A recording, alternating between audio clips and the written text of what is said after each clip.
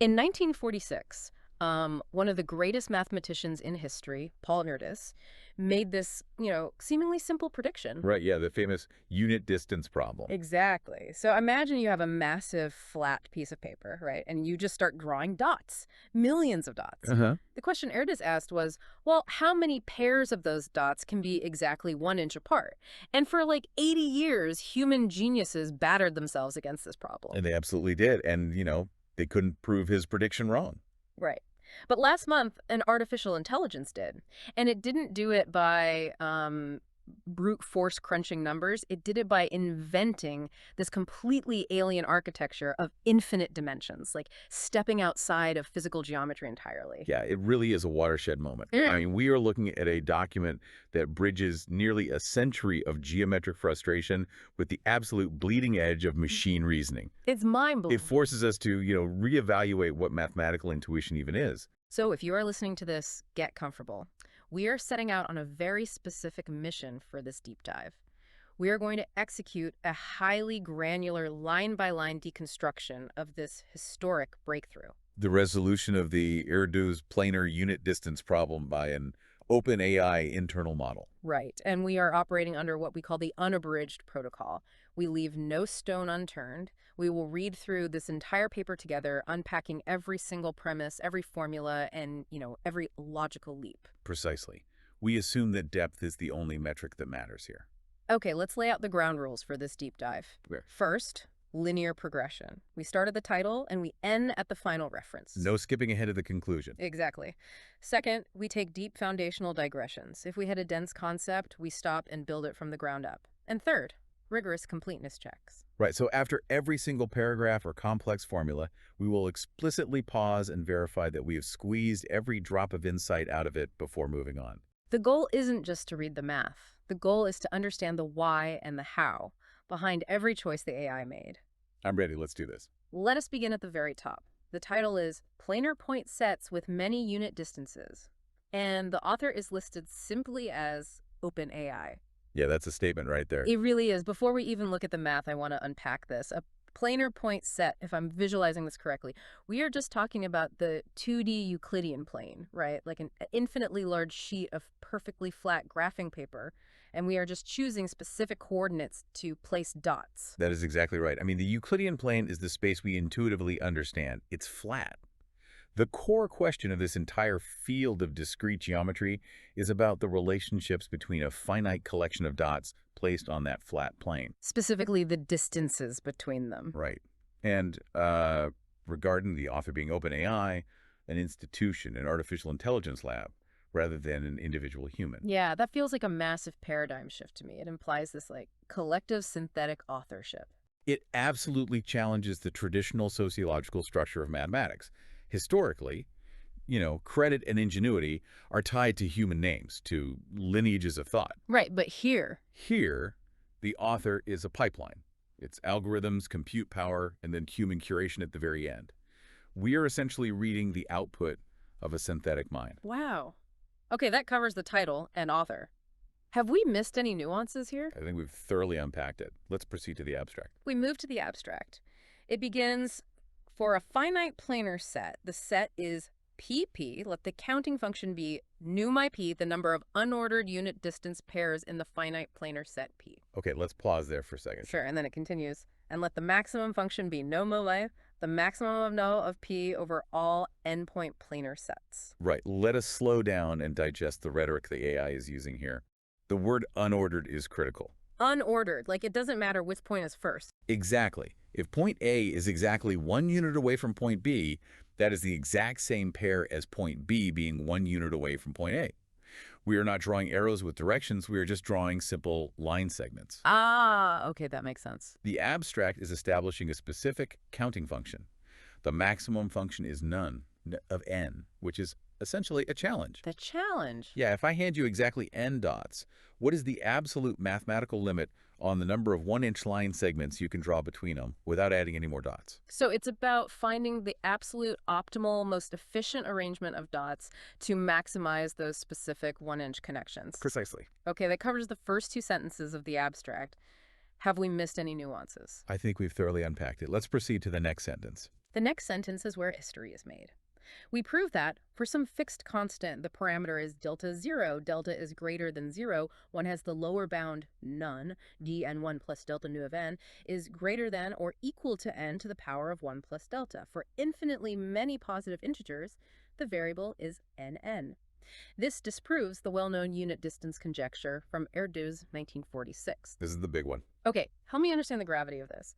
Why does the simple presence of that parameter delta 0 delta is greater than 0 completely shatter what Paul Erdős believed? To understand the destruction of the conjecture, you have to understand the intuition of Paul Erdős. He believed that as you add more and more points as n gets larger, the number of unit distances you could form would stay relatively close to n itself. Like a 1-to-1 ratio. Close to it. He predicted it would be bounded by a function that barely crept above a linear 1-to-1 relationship. But this theorem introduces the parameter delta, which is strictly positive. Even if delta is a tiny microscopic fraction, right? Like Right. 0.0001. Exactly. Even if it is microscopic, an exponent of 1 plus that fraction fundamentally changes the geometry. It means that as the number of points, n, goes toward infinity, the curve doesn't just crawl upward, it bends sharply. It explodes. Right. It proves that the number of unit distances grows polynomially faster than Erdős ever thought possible. The sheer density of connections in this AI's arrangement is physically impossible under the old human models. Man, that is intense. Okay, that covers the breakthrough statement in the abstract. Have we missed any nuances? I think we've thoroughly unpacked it. Let's proceed to the next sentence. Now we hit the method, and this is a massive sentence. It reads, the construction passes through an infinite unramified tower of totally real number fields with 3 power Galois groups of growing degree, in which a fixed set of rational primes splits completely. Okay, that is a lot of dense terminology. Yeah, if you're listening to this and your head is spinning, stick with us. We are going to unpack this. Let's start at the absolute foundation. What exactly is a number field? Let's build it from the ground up. The foundation of our everyday mathematics is the rational numbers. Any number that can be written as a neat fraction like 12 or negative 73 or 5. Right. We denote this set of rational numbers as the set math BPUE, the blackboard bold Q. A number field is what happens when you take those rational numbers and toss in a new irrational ingredient. Like the square root of 2. Precisely. The square root of 2 cannot be written as a fraction. If you drop it into the rational numbers, and then you close the system so you can still add, subtract, multiply, and divide everything together, you get a new expanded field. A finite extension. Exactly, a finite extension of the rational numbers. Okay, so the abstract specifies a totally real number field. If I remember my high school math, that means we're strictly avoiding imaginary numbers, right? No square roots of negative numbers. Exactly. Sure. Totally real means that no matter how you look at this field, no matter how you map or embed it into the complex numbers, all the elements land strictly on the real number line. So no imaginary component at all. None. It is entirely grounded in real values. Now, what about a Galois group? The paper says 3 power Galois groups. A Galois group is essentially a way of measuring the hidden symmetries within these number fields. Think of a perfectly symmetrical snowflake. Okay, I'm picturing it. You can rotate it by 60 degrees, and it looks exactly the same as it did before. The Galois group is the mathematical collection of all the specific ways you can shuffle or rotate the roots of polynomials within that number field while keeping the base rational numbers completely locked in place. I want to push back on something here. The abstract specifies a 3 power Galois group. Why not a 2 power? Why is the number 3 so special here? That is an incredibly sharp observation, and it highlights the alien intuition of the AI. A 3-power Galois group means the number of symmetries is a power of 3, so 3, 9, 27, 81, and so on. Right, but why not 2? Well, later in the AI's raw output, we actually see an offhand comment about this. It says it chose 3 to avoid dyadic infinite prime issues. Dyadic refers to the number 2. Yes. In the deeply abstract realm of algebraic number theory, the prime number 2 is notorious. It is the only even prime, and it misbehaves constantly. It creates wildly complex edge cases and highly ramified local fields. So it's like a mathematical nightmare to deal with. It is a pit of mathematical quicksand. By forcing the symmetry group to be a power of 3, the AI neatly sidesteps all the messy, convoluted exceptions that happen when you divide by 2. Oh, wow. Human mathematicians might have spent years fighting with a prime 2. The AI just looked at the pit, stepped around it by choosing 3, and kept walking. That is fascinating. It's not just solving the problem, it's optimizing the path of least resistance. That covers the entire method statement of the abstract. Have we missed any nuances? I think we've thoroughly unpacked it. Let's proceed to the final part of the abstract. The final part reads, after adjoining the imaginary unit, the number is I. These fields produce high-dimensional lattices with many elements whose images under every complex embedding have absolute value 1. Golod-Shafarevich theory ensures existence of an infinite such tower, even after a quotient step making the prescribed Frobenius classes trivial. There's one more sentence to that. Yes. A crucial property of the construction is that all resulting discriminants and class numbers are at most exponential in the extension degree. Right. Notice the sudden pivot the AI makes here. We just spent a long time establishing that the foundation was a totally real field. Yeah, strictly real numbers. But now the first thing it does is adjoin the imaginary unit. The number is II, which is the square root of -1. By forcefully injecting this imaginary unit into a totally real field, the AI creates a very specific structure called a CM field, or complex multiplication field. So it's building a bridge, it creates a perfectly real foundation, and then adds an imaginary roof, so to speak. Why? Because that is the bridge from pure algebra to physical geometry. Yeah. The AI is using these specific fields to build high-dimensional lattices. Lattices, like a grid. Think of a perfectly spaced grid of dots, but not just in 2D or 3D. We are talking about grids in hundreds, thousands, or even millions of dimensions. Oh my God. And the Golod-Shafarevich theory mentioned here is the theoretical engine that guarantees this process won't stop. It ensures you can keep stacking these fields, creating an infinite tower of grids, without the whole mathematical structure collapsing in on itself due to too many internal rules. And the bit about discriminants and class numbers being exponential, what does that mean? We will dig into those terms deeply later, but essentially they represent the cost of building this tower. The AI is stating up front that it has kept the algebraic cost strictly controlled so it doesn't overwhelm the geometric profit of finding those unit distances. Unbelievable. That wraps up the abstract. Have we missed any nuances there? I think we've thoroughly unpacked it. Let's proceed to the next section. We are now in section 1, main result. The first paragraph establishes the historical context of the problem. It reads, for a finite set, the space is P subset math, BR2P, is a subset of the real plane R squared. Let the function be xy, nu of P equals the cardinality of the set of subsets xy in P, such that the absolute value of x minus y equals 1. And it defines the max function again. Yes. Yeah. And the maximum function is nu of n equals the maximum over the cardinality of P equals n of nu of P. This is just formalizing what we discussed in the abstract. Yeah. The absolute value bars around the function xy x minus y denote the standard Euclidean distance between 2 points x and y. If that distance equals exactly 1, the AI counts it. And the hashtag symbol denotes cardinality, meaning the total count of those pairs. Precisely. Okay, that covers the first paragraph of section 1. Have we missed any nuances? I think we've thoroughly unpacked it. Let's proceed to the next sentence. The paragraph continues. The planar unit distance problem goes back to Erdős 1946, who conjectured that there should be an absolute constant. The constant is c, such that for all sufficiently large, the variable is nn, the inequality holds, the upper bound is none, no of n is less than or equal to n to the power of 1 plus c over the natural log of the natural log of n. Right, the Erdős inequality. Let's break down this specific formula. Why did Erdős choose this exact boundary? Paul Erdős was famous for posing geometric questions that seemed simple to a child, but were impossibly difficult for a mathematician. Yeah. The upper bound is none, no of n is less than or equal to n to the power of 1 plus c over the natural log of the natural log of n. This is his predicted ceiling. The most important part of this seems to be the exponent. Notice the double log in the denominator. Yes, taking the logarithm of a number shrinks it. Taking the logarithm twice makes the number grow agonizingly, almost imperceptibly slowly. So for instance, the double logarithm of 1 billion is a very small number. Exactly. Therefore, as n gets massive, the fraction clique log nc over the natural log of n shrinks down to almost nothing. Erdős was predicting that the exponent on n is basically just 1 with a microscopic bit of noise added to it.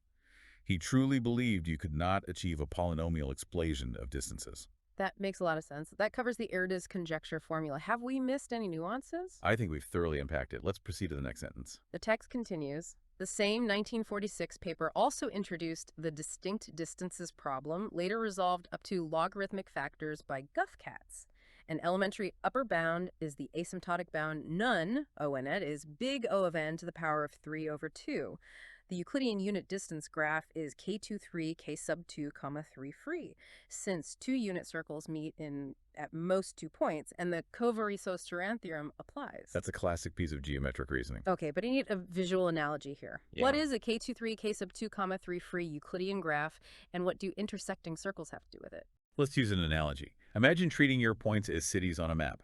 Every time two cities are exactly 1 mile apart, you pave a straight road between them. Okay, creating a network. Right, which mathematicians call a graph.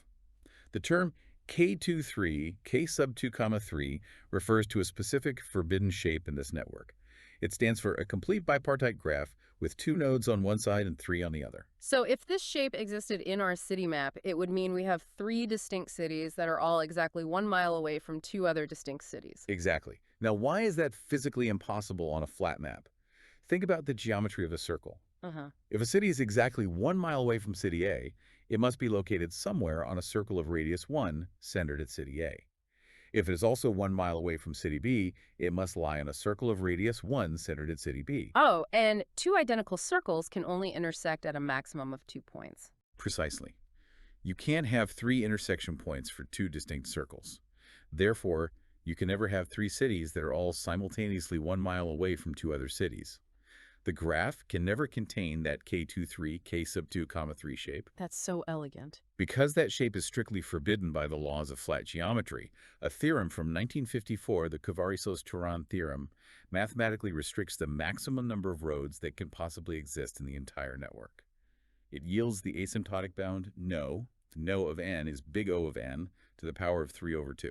That makes perfect physical sense. That covers the elementary upper bound paragraph. Have we missed any nuances? I think we've thoroughly unpacked it. Let's proceed to the next sentence.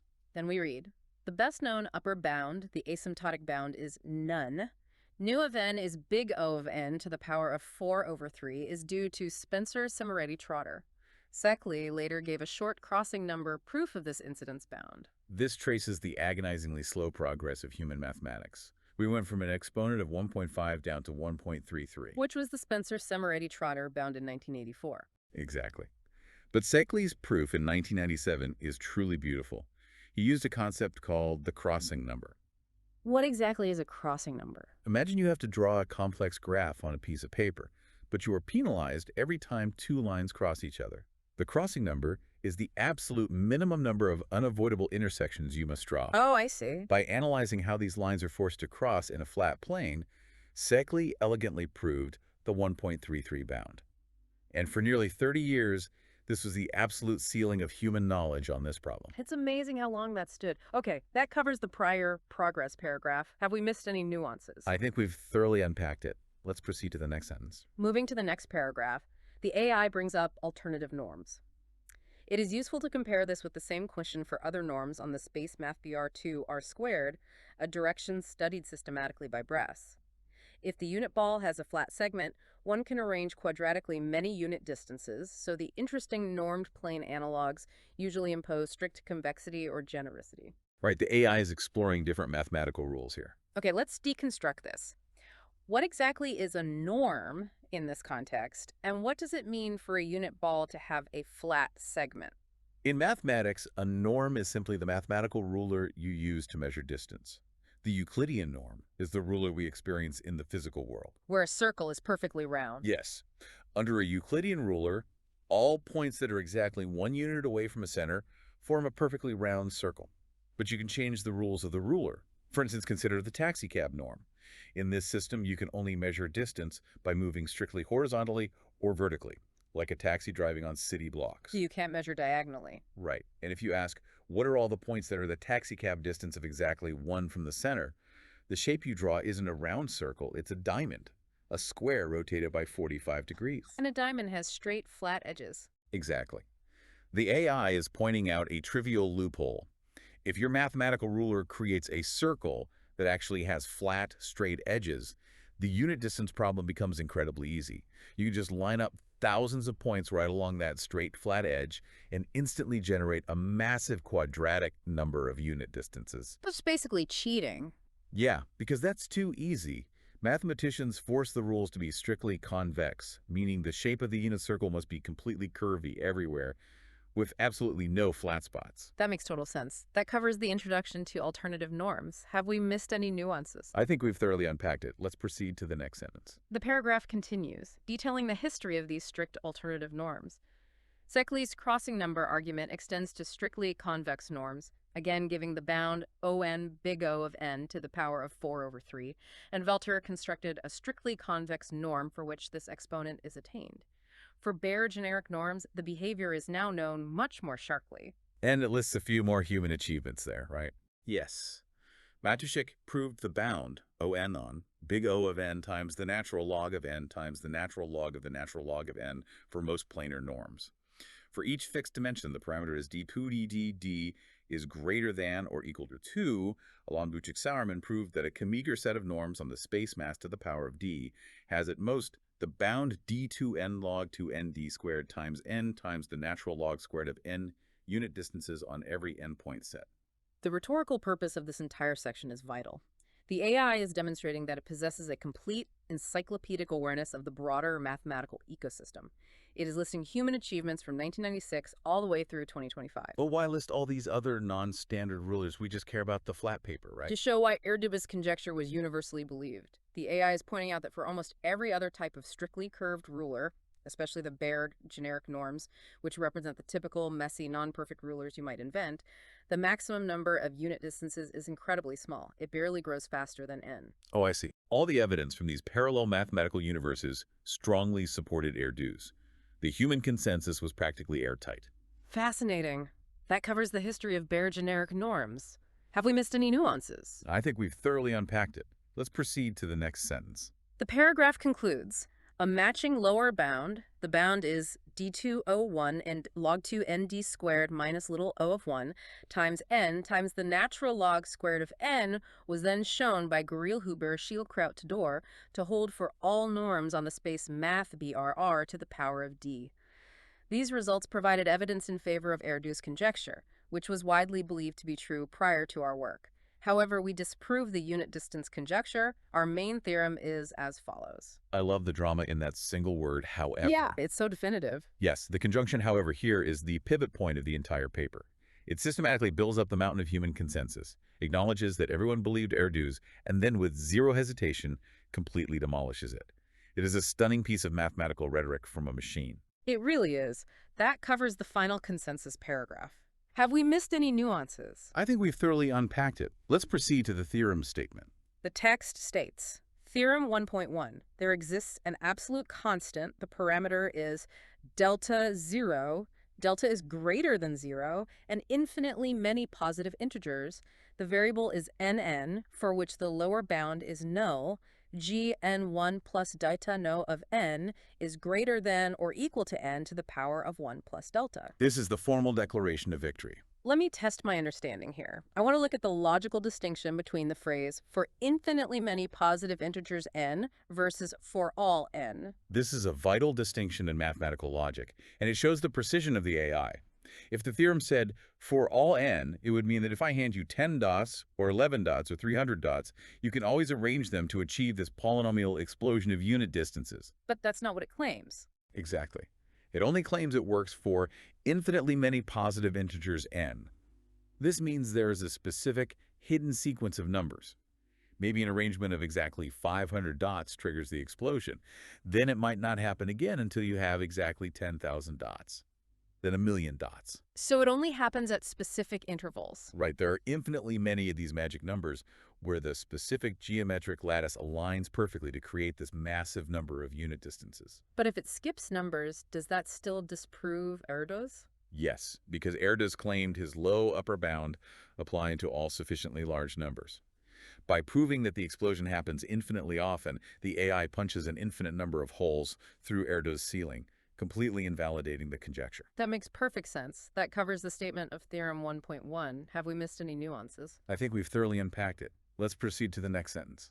The next paragraph reads, we note that a similar, stronger conjecture posed in Erdős-Fishburne 1997 concerns point sets the space, is P subset math BR2P is a subset of the real plane R squared, such that every point the element is x in P X in P has at least the variable is kk equidistant neighbors in the set pp at a distance. The distance is dx d sub x that may depend on the element x. It's setting up some collateral damage. Yeah, the AI goes on. Theorem 1.1 also refutes the predicted bound. The bound is k leo 1, k is less than or equal to n to the power of little o of 1. Along our sequence, the unit distance graph has average degree. The expression is n omega 1, n to the power of big omega of 1. And a graph of average degree at least 2k, 2 times k, contains a subgraph of minimum degree. At least the variable is kk. Okay, this is the Erdős-Fishburne conjecture. What is the difference between this and the original problem? The Erdős-Fishburne conjecture was much more demanding. It asked, well, what if we don't just care about distance 1? What if point A has a bunch of neighbors at distance 2, and point B has a bunch of neighbors at distance 5? Could you find a set where every single point has a massive number of equidistant neighbors? And the human prediction was no. Right. They predicted the number of neighbors, KOEK, would be bounded by the bound is n to the power of little o of 1, meaning it grows slower than any positive power of n.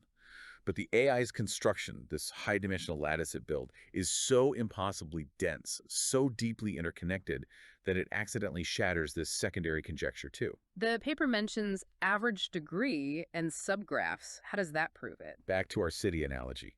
The degree is the number of roads connected to a single city. The AI proves that the average number of roads across all cities grows polynomially, denoted by the expression is n omega 1 to the power of big omega of 1. Okay, so a very high average. And there is a fundamental law in graph theory. If the average number of roads in the whole country is really high, you can always zoom in and find a smaller cluster of cities, a subgraph, where the minimum number of roads connected to any single city is also incredibly high, thus breaking the Erdős-Fishburne bound entirely. It's like the AI dropped a bomb so powerful it destroyed the primary target and leveled the neighboring conjecture in the shockwave. That is the perfect analogy. That covers the Erdős-Fishburne paragraph. Have we missed any nuances? I think we've thoroughly unpacked it. Let's proceed to the next sentence. The text then connects this to a classical analogy. The construction can be viewed as a high-dimensional analog of the arithmetic behind Erdős' classical square grid lower bound. In the Gaussian integers, the ring is math BZ, the blackboard bold Z adjoin I, a product of many rational primes. The modular equation is Q equiv 1p mod 4Q, is congruent to 1 modulo 4, has many representations of the form. The expression is Z times Z bar. Geometrically, these representations give many lattice vectors of the same length. This is a beautiful piece of mathematical history. Let's pause here. What are Gaussian integers, and why does the prime divided by 4 matter? The AI is actually using Erdős' own early work as the foundation to defeat him. A Gaussian integer is simply a complex number where both the real part and the imaginary part are clean whole numbers, like 3 plus 4i. If you plot them, they form a perfect infinite square grid on a piece of paper. And the primes. There's a famous theorem in number theory. If you take a prime number that leaves a remainder of 1 when you divide it by 4, like the number 5 or 13 or 17, it can always be perfectly broken down into the sum of two squares. For example, 5 is 2 squared plus 1 squared, 13 is 3 squared plus 2 squared. Right. Geometrically on our grid, this means there are points that fall exactly on a circle of a specific radius. Erdős used this to find a decent number of equal distances on a flat 2D grid. Okay, that covers Erdős' original 2D square grid idea. Have we missed any nuances? I think we've thoroughly unpacked it. Let's proceed to the next sentence. The text continues. Our construction replaces the field. The field is math BBQI, the blackboard bold Q adjoin I by the field.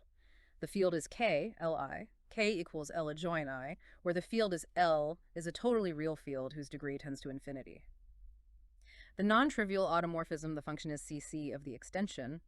The field is KL, K over L, plays the role of complex conjugation. Under every complex embedding of the field is KK, the automorphism, the function is CC, becomes ordinary complex conjugation. This is the architectural leap. How so? The AI looked at Erdős' simple, flat, two-dimensional square grid and said, I can scale this. Instead of using the basic rational numbers, it uses the field LL, a totally real field that stretches into infinite dimensions. And the automorphism, the function is CC. There's just a fancy mathematical lever that generalizes the act of flipping the sign on an imaginary number. So it's taking that basic idea and blowing it up. Exactly. The AI is essentially building an infinite dimensional hypercomplex square grid, finding billions of equal distances hidden in those higher dimensions, and then preparing to crush that entire structure down into the 2D plane. That is mind-bending. That covers the arithmetic and geometric analogy paragraph. Have we missed any nuances? I think we've thoroughly unpacked it. Let's proceed to the next section. The next two short paragraphs summarize the algebraic and geometric parts of the proof, mentioning the class group pigeonhole and Chebotarev density, which we will dissect in agonizing detail in sections 2 and 3. But right now, I want to jump to the statement on AI use section. This is the meta-narrative of the document. Yes, this is historically unprecedented. It reads, "This problem was solved in a completely automated fashion. Our internal model was given an AI-written statement of the problem, and its output was sent to an AI grading pipeline, which indicated high confidence that the solution was correct. It was only after this point that internal human researchers and mathematicians began to examine the solution carefully." This paragraph will be studied by historians. It outlines a completely autonomous, closed-loop pipeline of discovery. So humans weren't even involved in the loop. Not initially. Model A acts as the supervisor, formulating the prompt.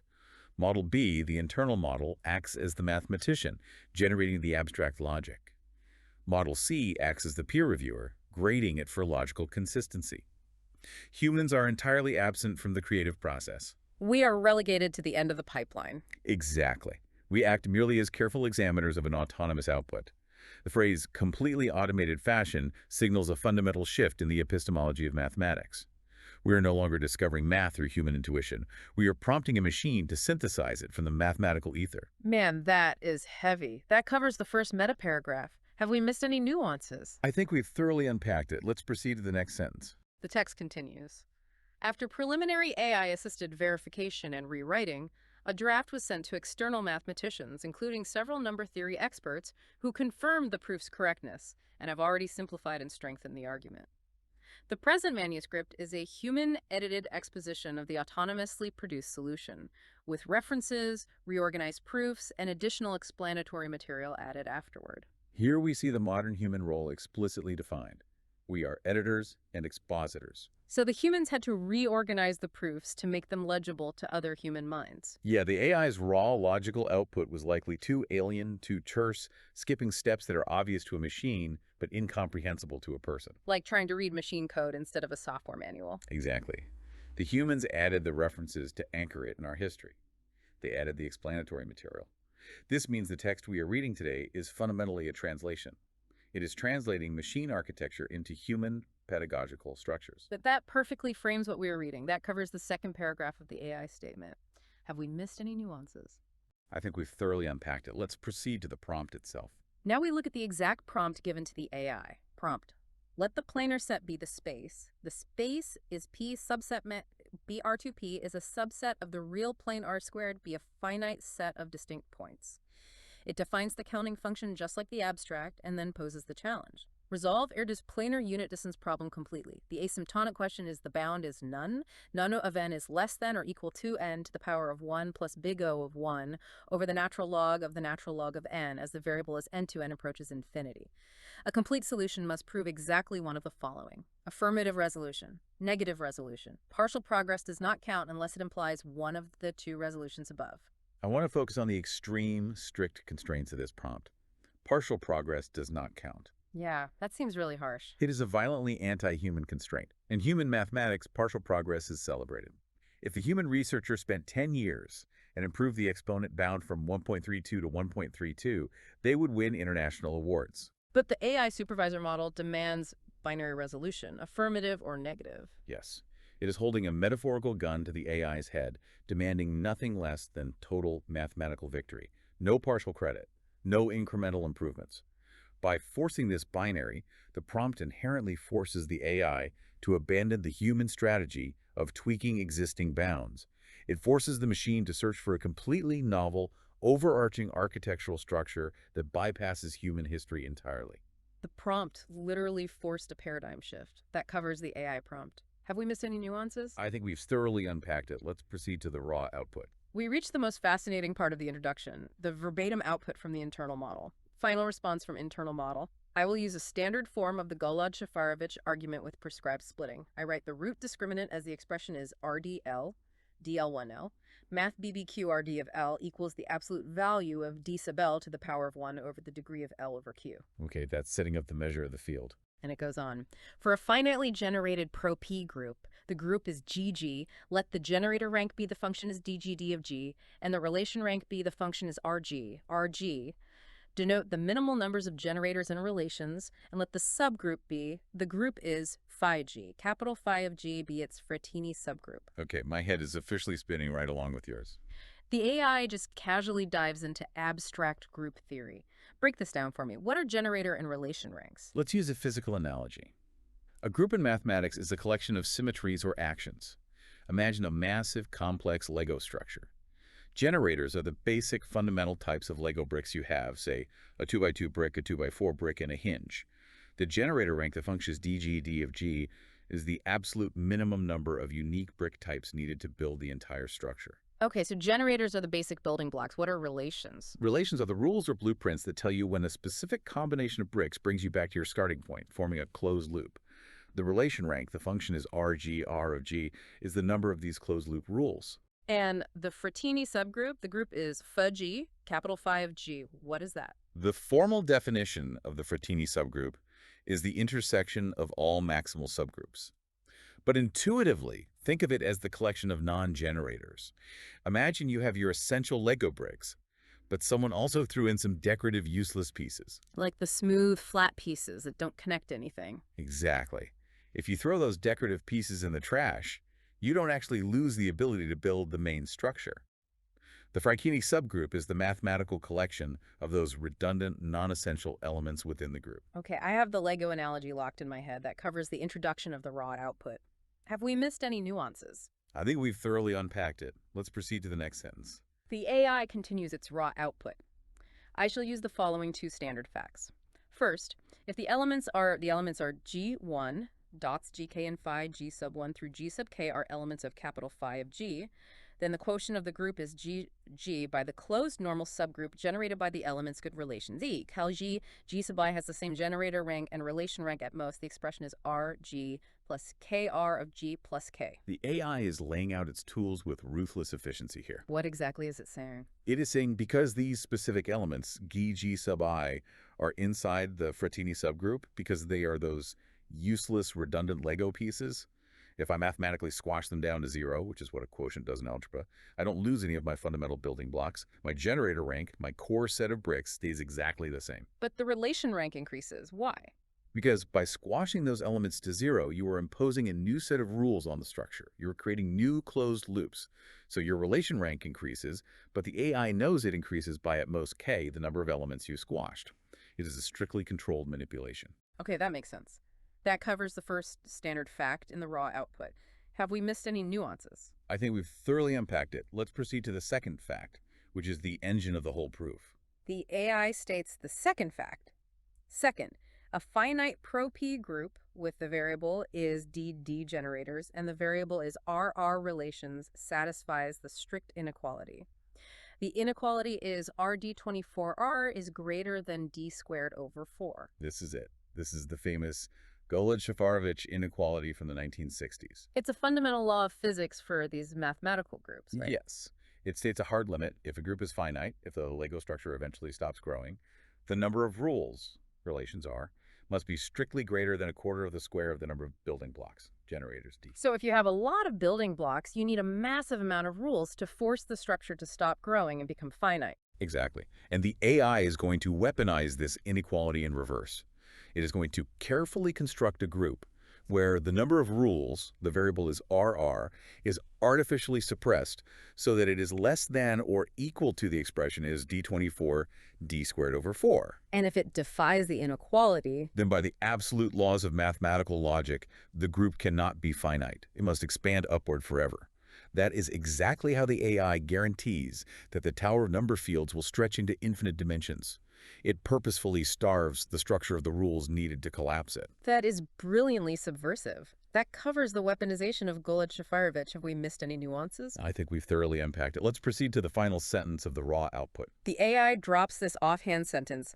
I use the prime. The prime is P equals 3, P equals 3 in the power construction. This avoids all dyadic infinite prime issues. We touched on this earlier, but seeing it in the raw output, it feels almost arrogant. Yeah, how does a machine just intuitively know to avoid dyadic primes? It is the closest thing to mathematical intuition we've ever seen in a machine. As we discussed, the dyadic prime refers to the prime number 2, which creates wildly complex edge cases in local field theory. Human mathematicians often write entire dissertations just trying to resolve the 2 case of a theorem. And the AI just ignores it. By simply stating, I use the prime as PP equals 3 equals 3, the AI demonstrates an overarching architectural awareness. It doesn't waste thousands of hours of compute trying to forcefully solve the dyadic issues. It just alters the fundamental parameters of the universe to bypass them completely. It's like navigating a maze by just stepping over the walls. That covers the prime selection and the raw output. Have we missed any nuances? I think we've thoroughly unpacked it. The human researchers expanded the rest of this output into sections 2 and 3. Let's move there. Let's dive right into section 2, planar point sets from number fields. This is where the actual geometry happens. We start with a heavy definition. Definition 2.1. An admissible datum consists of a totally real number field. The field is L of degree. The equation is FLL. Math of BBQ, F equals the degree of L over Q. The CM field, the field is K equals L adjoint I. With non-trivial automorphism, the function is CC over the field is LL. And it defines the primes, right? Yes. A positive integer, the variable is TT, the number of selected rational primes. Distinct rational primes, the primes are Q1, dots, QT, Q sub 1 through Q sub T, each congruent to the modular equation. The modular equation is QB equiv 1P mod 4Q sub B is congruent to 1 modulo 4, and splitting completely in the field is LL. Okay, let's unpack this admissible datum line by line. Think of an admissible datum as the precise recipe for the geometric explosive. It is the list of ingredients needed to build the point set that shatters Erdős. Ingredient 1 being the totally real field. Yes, the field LL, which provides the infinite dimensional scaffolding. Ingredient 2, the CM field KK, created by adding II, which acts as the bridge to geometry. And the primes. Why the strict requirement that the modular equation is QB equiv 1P mod 4Q sub B is congruent to 1 modulo 4? That goes straight back to Erdős' classical square grid trick. Remember, a prime that leaves a remainder of 1 when divided by 4 can be broken down into a sum of 2 squares. The AI needs these specific primes because their arithmetic properties allow them to split perfectly when we introduce the complex number II. And what does splitting completely in LL mean mechanically? Imagine taking a solid rock, a standard rational prime, and throwing it up into the higher dimensions of the field LL. If it splits completely, it means that as it crosses the boundary into the higher dimension, it violently shatters into the absolute maximum possible number of distinct, smaller prime ideals. Like shattering glass. Exactly. These shattered pieces are the fundamental combinatorial fuel that the AI will use to construct its massive number of unit distances. So it's gathering highly reactive fuel. That covers the ingredients of definition 2.1. Have we missed any nuances? I think we've thoroughly unpacked it. Let's proceed to proposition 2.2. Proposition 2.2 states that under these exact conditions, there is a set, the set is U, subset Q2 mathcal, is a subset of Q to the power of negative 2 times the ring of integers of K, such that the element is U in U satisfies the relative norm equation. The relative norm equation is NKLU, NKU. The relative norm from K to L of U equals U times C of U equals 1. Okay, walk me through this arithmetic.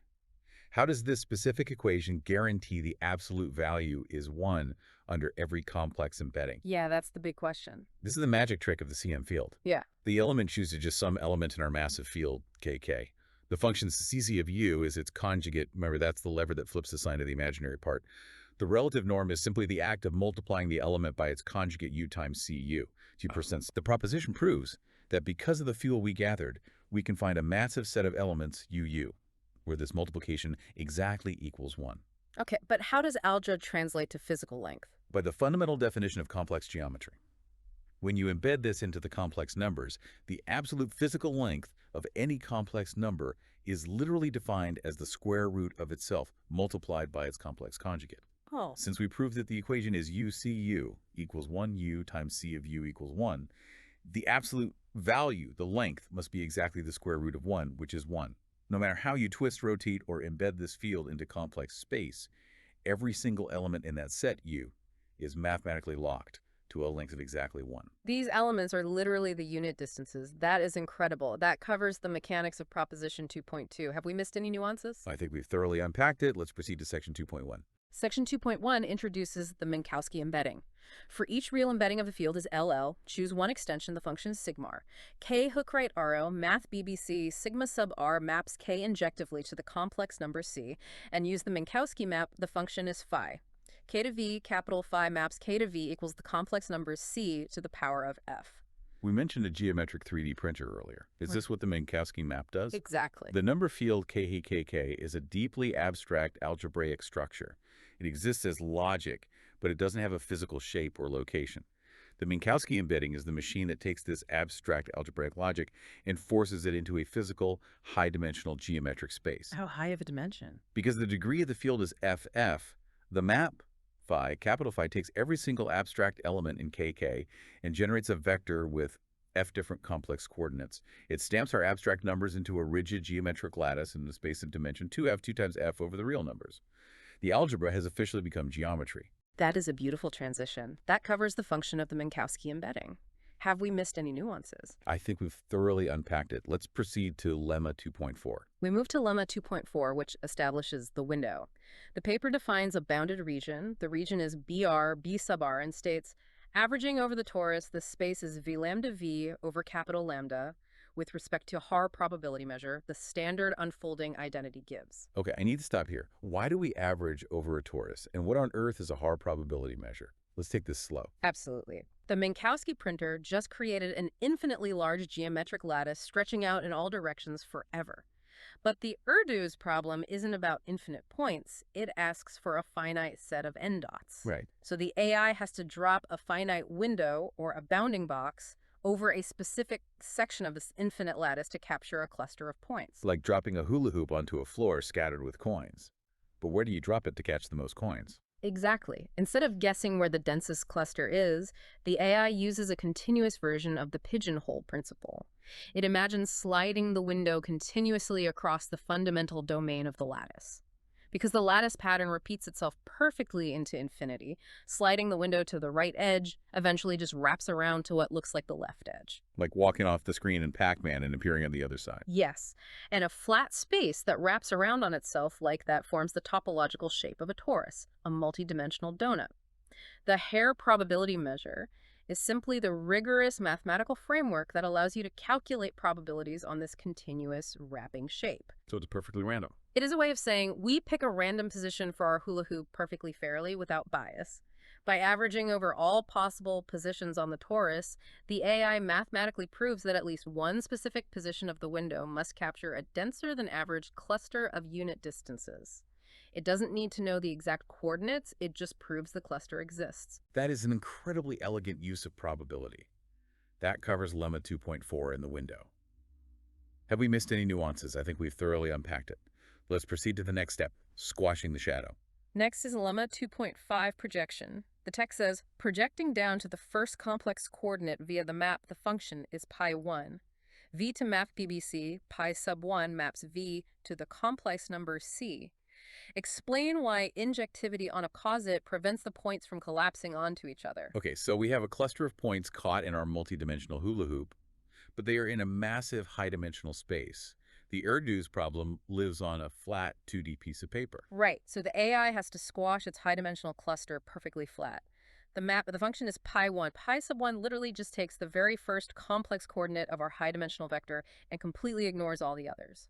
It shines a light on the high-dimensional object and looks only at its 2D shadow. But there's danger there, right? If I hold a 3D cube up to a light, some corners cast a shadow on the exact same spot. 2 points collapse into one. That is the ultimate danger. If the points collapse, the distances vanish and the proof fails.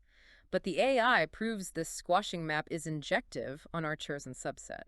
Injectivity means every single point lands on a unique, distinct spot in the 2D shadow. How does it prevent the collapse? By relying on the rigid rules of the algebra we built.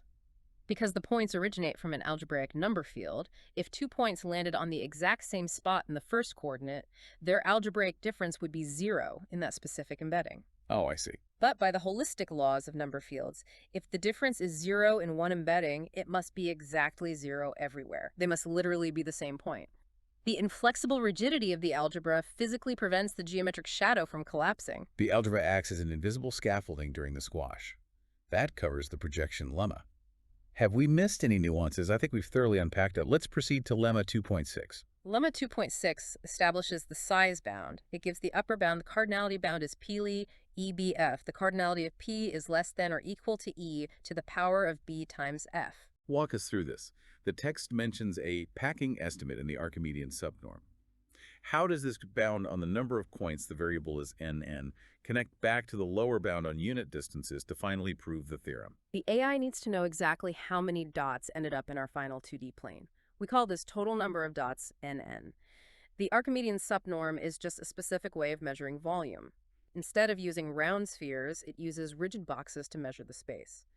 The AI calculates the total multidimensional volume of our window and divides it by the volume of a tiny safety bubble around each individual point. Like calculating how many oranges can fit in a crate. Exactly. This simple volume calculation gives the absolute upper limit, the number of points, nn, is at most the expression is e bfe to the power of b times f. Now, we execute the coup de grace. Earlier, the AI proved the number of unit distances grows exponentially with the dimension ff, but we just proved that the number of points nn also grows exponentially with ff. So Fs is the common denominator. Yes. By doing a bit of high school algebra to substitute and eliminate the variable FEF, the AI links the total number of distances directly to the total number of points nn. This algebraic substitution results in the final conjecture-shattering inequality. The distances grow faster than the bound is n1 plus delta n to the power of 1 plus delta. The geometric phase of the proof is definitively complete. That is breathtaking. That covers Lemma 2.6 and how the final bound is derived. Have we missed any nuances? I think we've thoroughly unpacked it. Let's proceed to Section 3. We are entering Section 3, producing the fields. This is where the paper supplies the hard algebraic structures we just assumed existed in Section 2.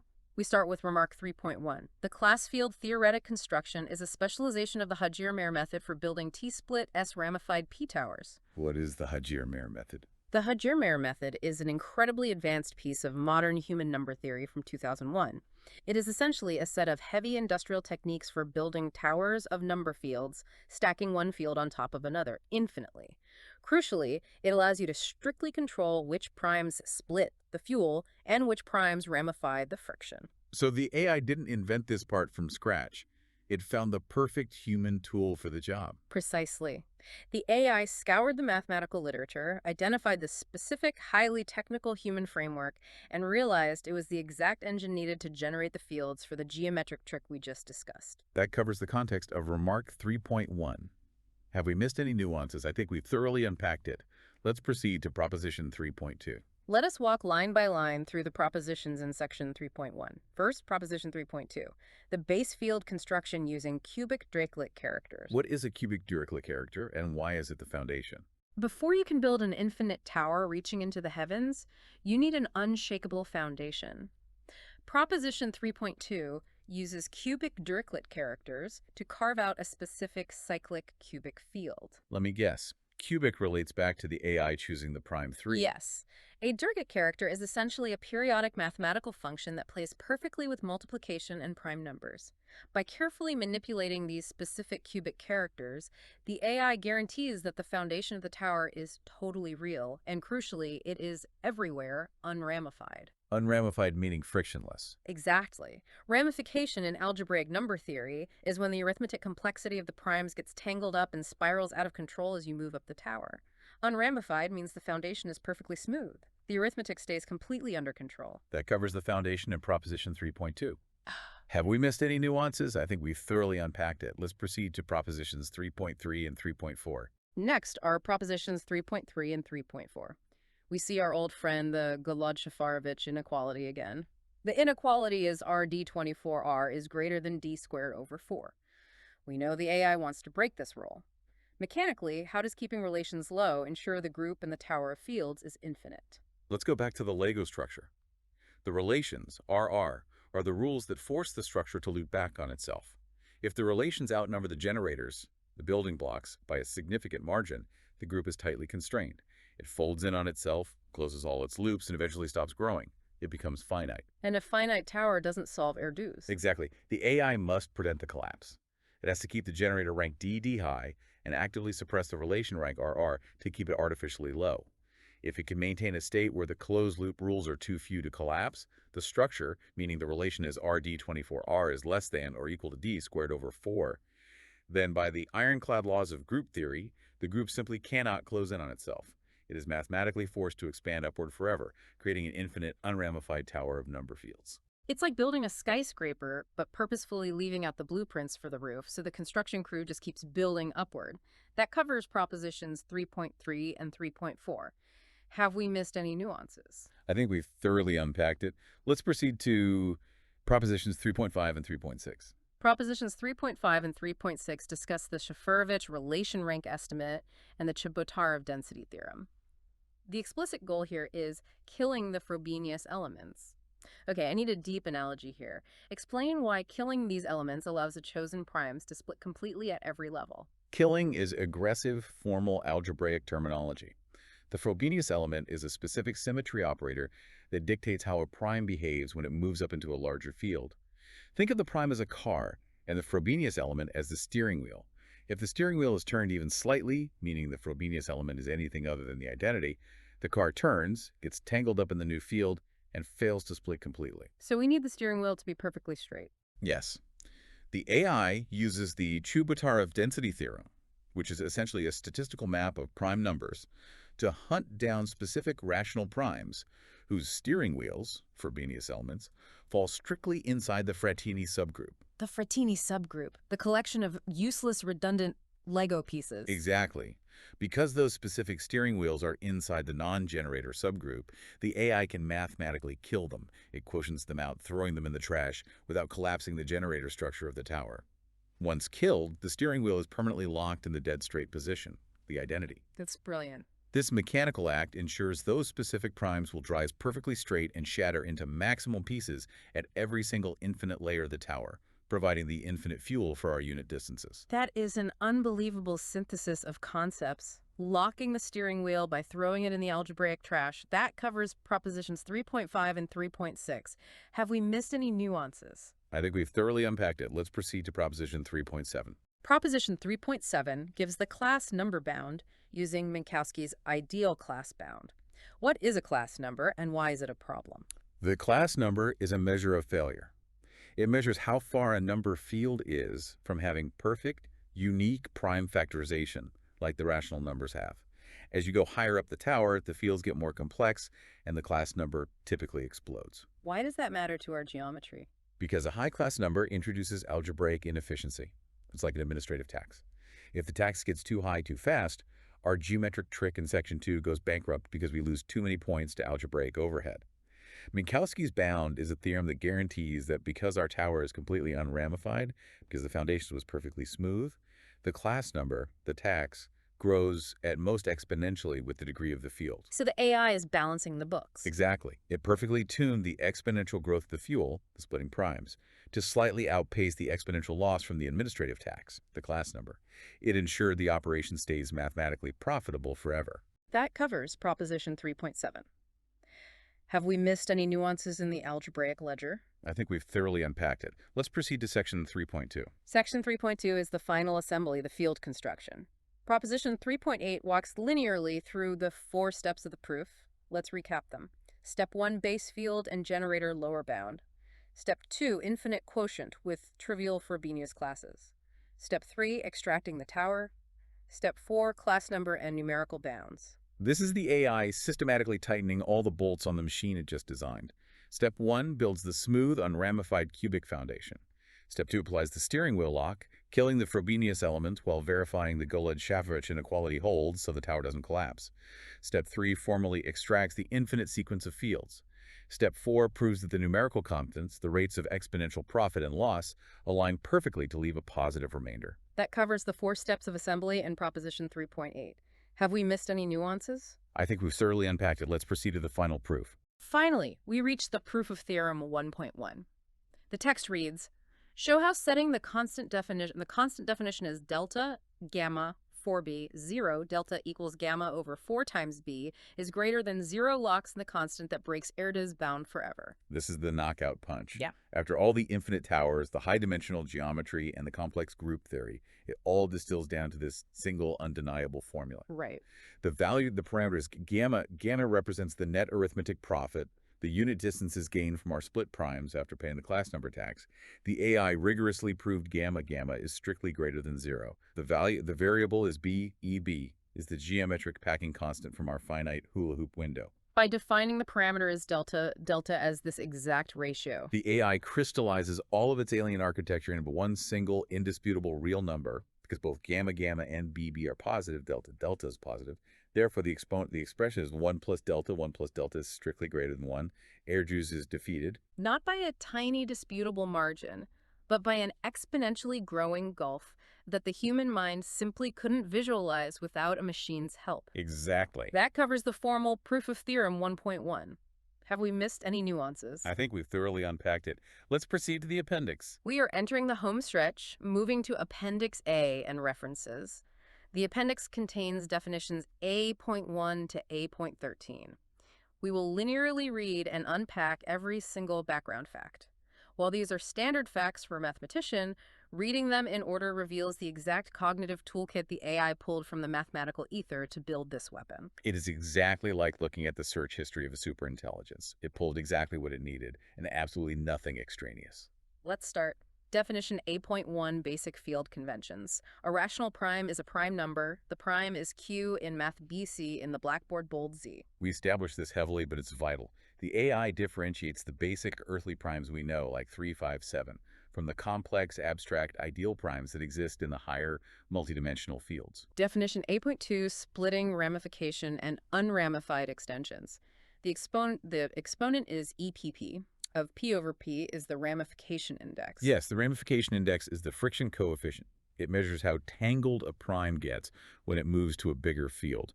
Unramified means this index is exactly 1. It is the mathematical equivalent of perfectly frictionless movement. Definition A.3 Maximal unramified pro-P extension. This is the theoretical ceiling of the infinite tower. It represents the absolute hypothetical limit if you stacked all possible frictionless p-group extensions on top of each other into infinity. Definition A.4 CM fields. A CM field is a totally imaginary quadratic extension. The extension is kk plus k over k plus of a totally real field. The architectural bridge. It is the exact structure that allows the algebraic relative norm to perfectly mimic geometric physical distance in the plane. Definition A.5 Conductors and fields cut out by characters. The conductor is a numeric measure of the arithmetic complexity of a specific field. The AI used this to carefully calculate the size of the foundation of its tower, ensuring the base didn't start too large and collapse under its own weight. Definition A.6 Discriminants. The absolute discriminant of the field is LL is denoted the function is DLD sub L. The discriminant is a fundamental volume measurement in algebraic number theory. It tells you how spread out the lattice points are in the Minkowski space. The AI rigorously bounded the root discriminant to keep the lattice tight enough so the hula hoop could actually catch the unit distances. Definition A.7 Frobenius elements. The steering wheels, the specific symmetry operators we had to lock in the straight position and kill to ensure the primes shattered completely. Proposition A.8 and A.9 Frattini subgroups and the Golod-Shafarevich inequality. The useless Lego pieces and the absolute law of infinite propo groups. The core engine that forced the tower to grow forever. Proposition A10 Shafarevich relation rank estimate. The mathematical guarantee that our specific, smooth base field didn't naturally spawn too many relations, allowing the Golod-Shafarevich trick to actually work in practice. Proposition A.11 Cyclotomic facts. The underlying properties of fields generated by roots of unity.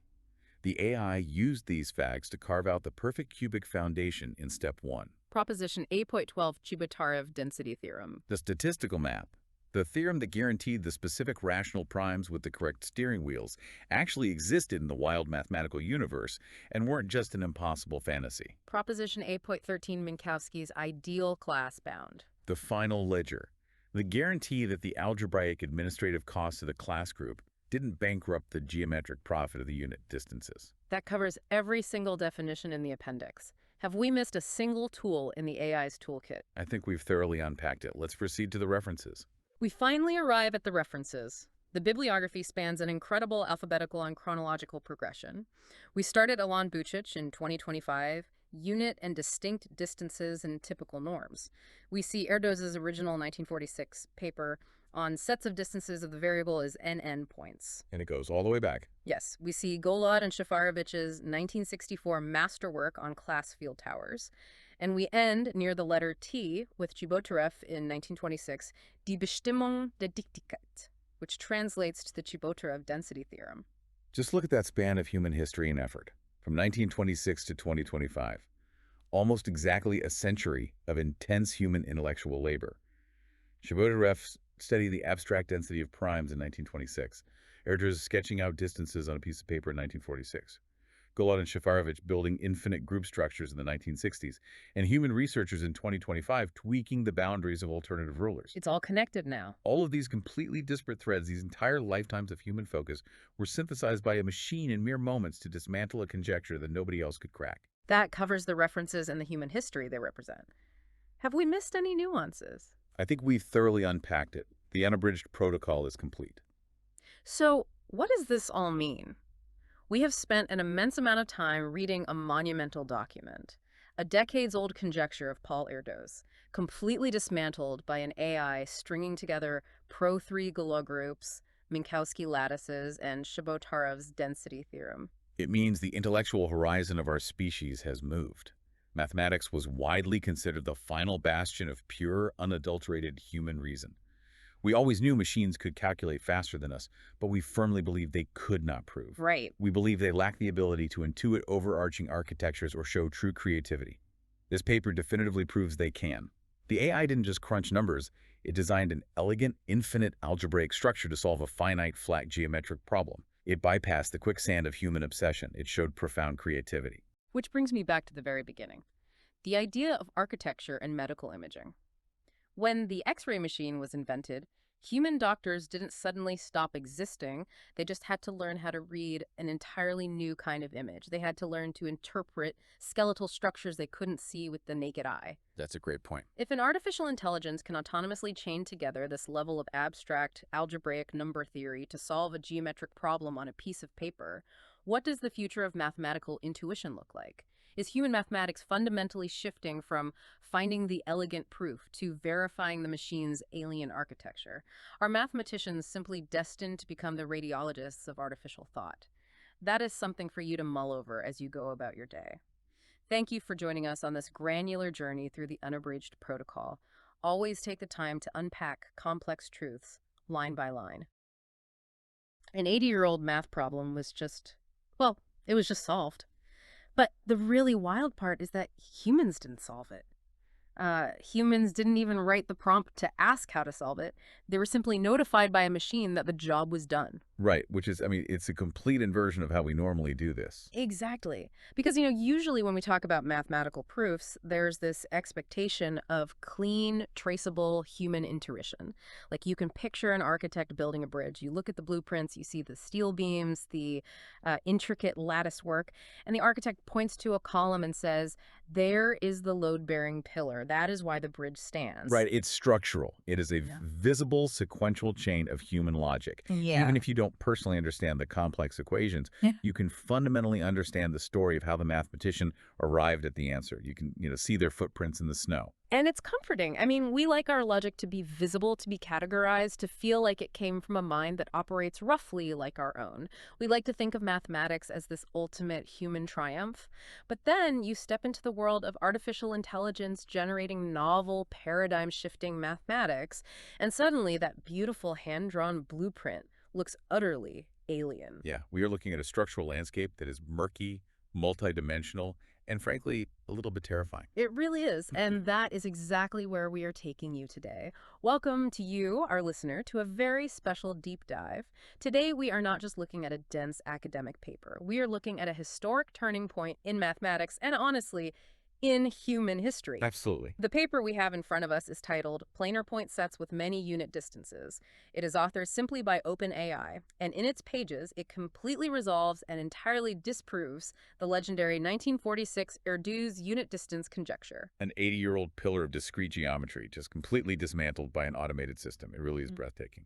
Okay, so let's unpack this. But before we dive into the deep end, I need to explicitly announce the rules of engagement for this specific deep dive.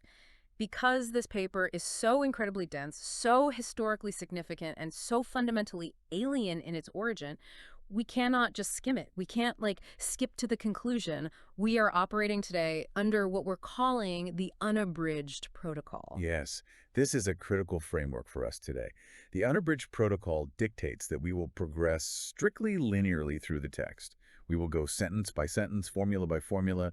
We are going to operate under the assumption that we have infinite time. Right, infinite time. Exactly. We will deliberately slow down to digress on every single foundational concept. Nothing gets glossed over.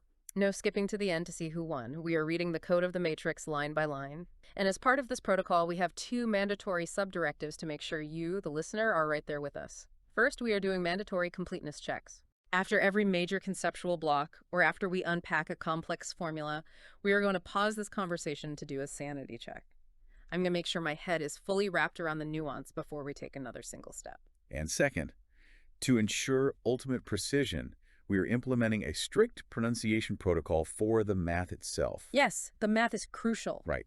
Mathematics is a language, and to honor the text, every critical mathematical expression we encounter will be read in a strict 3-part format. First, I will state the expression type. Second, I will provide the exact LaTeX notation that typesetting code mathematicians use. And third, I will give the precise phonetic vocalization of that formula before we immediately break it down into plain English. It's going to be rigorous, it's going to be deep, and it's going to be absolutely fascinating. So with the rules of the unabridged protocol established, I am eagerly jumping to the very first words of this document, the title itself. Planar point sets with many unit distances by OpenAI. Let's halt right there and unpack those terms because the title alone sets the entire stage. What does the term planar point set actually mean in the realm of geometry? Like, let's define our sandbox. Well, when you hear the word planar, you should visualize an infinite, perfectly flat sheet of paper. This is the 2-dimensional Euclidean plane. Okay, flat paper. Right? There are no curves, no hills, no third dimension, no thickness, just a vast, flat emptiness extending forever in all directions. Here's where it gets really interesting to me. In my mind, I'm picturing a massive, perfectly flat table stretching out into infinity. And a point set is exactly what it sounds like, a collection of distinct, infinitely small locations on that flat surface. Just, a scattering of dots. But the title specifies planar point sets with many unit distances. That phrase right there, unit distance, that's what everything revolves around, right? Yes. A unit distance is just an arbitrary but fixed length. We can call it 1 inch, 1 centimeter, 1 mile. The specific unit doesn't matter, only that it remains absolutely constant everywhere on the plane. Okay, let me use an analogy here to ground this for you listening. Imagine I give you a giant bucket of identical coins. Let's say they are American quarters. For this analogy, the unit distance is exactly the distance from the very center of one quarter to the very center of another quarter when they are pushed perfectly flush against each other on that massive flat table. I like that. Your goal as the mathematician is to place these quarters on the table so that the exact centers of as many coins as possible are exactly that 1 unit apart from each other. That is a perfect visualization. You want to maximize the number of pairs of coins that are exactly touching. If you put down 3 coins and push them together into a tight triangle, they all touch each other. Right. That's 3 coins and 3 pairs of unit distances. The Erdős conjecture fundamentally asks this as the number of coins, meaning the number of points grows to 10, 100, 1,000,000, all the way to infinity. What is the maximum possible number of these unit distance pairs you can mathematically arrange? How dense can the connections get? And the title of this AI paper promises many of them. So let's read the very first sentence of the abstract to see how the machine formally sets this up.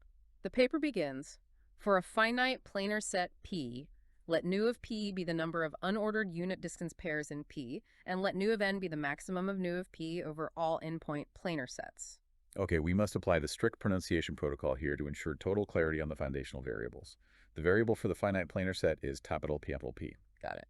The function for the number of unit distance pairs is nu vim over AP, and the maximum function over endpoint sets is nu n. Okay, beautiful. So stripping away the latex for a second, what does this actually mean?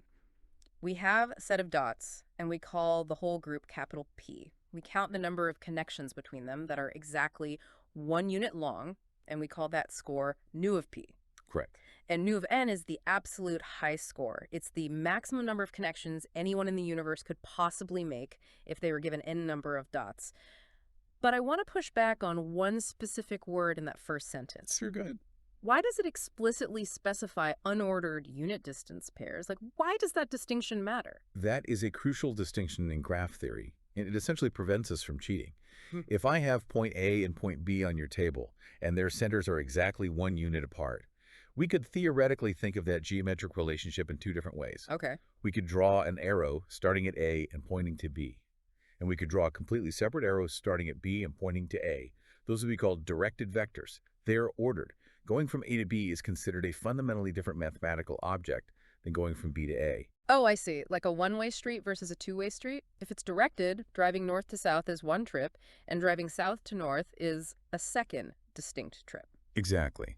But the problem specifies unordered pairs. This means we are only looking at the undirected segment connecting them. We only care that the street exists between the two houses, regardless of which way you drive on it. Point A and point B touching only counts as one single unit distance pair, not two. That makes total sense. By declaring them unordered, the problem prevents us from artificially doubling our high score just by looking at the exact same segment from the opposite direction. Okay, before we move to the next sentence, let me do a quick conceptual completeness check to honor our protocol. Let's do it. We've defined our infinite flat table, our scattered dots, what a unit distance is using the coin analogy, and we've established that we are strictly counting undirected roads between these dots to find the absolute maximum high score. Have I missed any nuance in how the problem is defined? You have the complete foundation. We understand the plane, the points, the unit distances, and the nature of unordered pairs. The foundation is solid. We can proceed to the second sentence, where the paper completely detonates the 80-year-old belief system. Let's do it. Moving to the linear progression of the abstract, sentences 2 and 3. This is where the bomb drops. The AI writes, "We prove that for some fixed delta greater than 0, one has the formula for infinitely many n. This disproves the well-known unit distance conjecture from Erdős 1946. I will invoke the pronunciation protocol for the core mathematical claim that just destroyed the conjecture. The inequality for the constant is delta. Delta is greater than 0. Okay. And the lower bound expression is null and n, gn1 plus delta, null and n, is greater than or equal to n to the power of 1 plus delta. Hold on, I really want to slow down here, because to someone listening to this while driving their car or washing dishes, no of n is greater than or equal to n to the power of 1 plus delta might just sound like a string of mathematical alphabet soup. Fair enough. Let's translate that. Why is this specific expression such a massive, earth-shattering deal compared to just saying n? If we connect this to the bigger picture of algorithmic complexity and growth rates, the difference between linear growth and superlinear growth is essentially the difference between a puddle and an ocean. Let's look at it linearly first. Right. If the maximum number of unit distances grew linearly, just relative to n, the number of coins, then every time you add one more dot to your table, you get roughly a constant number of new unit distances. You add a dot, you get two more connections. You add another dot, you get two more connections. It's steady. It's predictable. But the exponent in AI's proof is 1 plus delta. Yes, because delta is strictly greater than 0, the exponent is strictly greater than 1.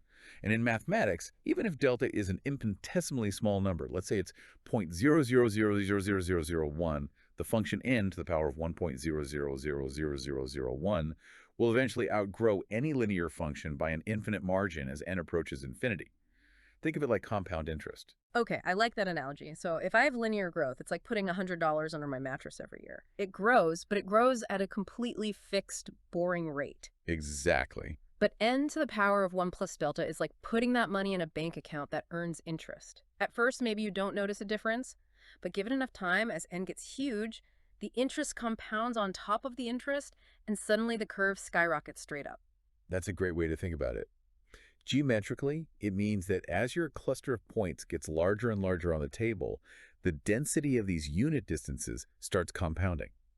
The points are packing together in a geometry that allows the number of exactly 1 unit connections to explode nonlinearly. Wow. The structure becomes unimaginably intricate. Now, Paul Erdős, one of the greatest minds of the 20th century, believed this geometric explosion had a strict speed limit. He believed the exponent could never truly compound like that without limits. This single formula proves Erdős was wrong. Which brings us to our completeness check for sentences 2 and 3.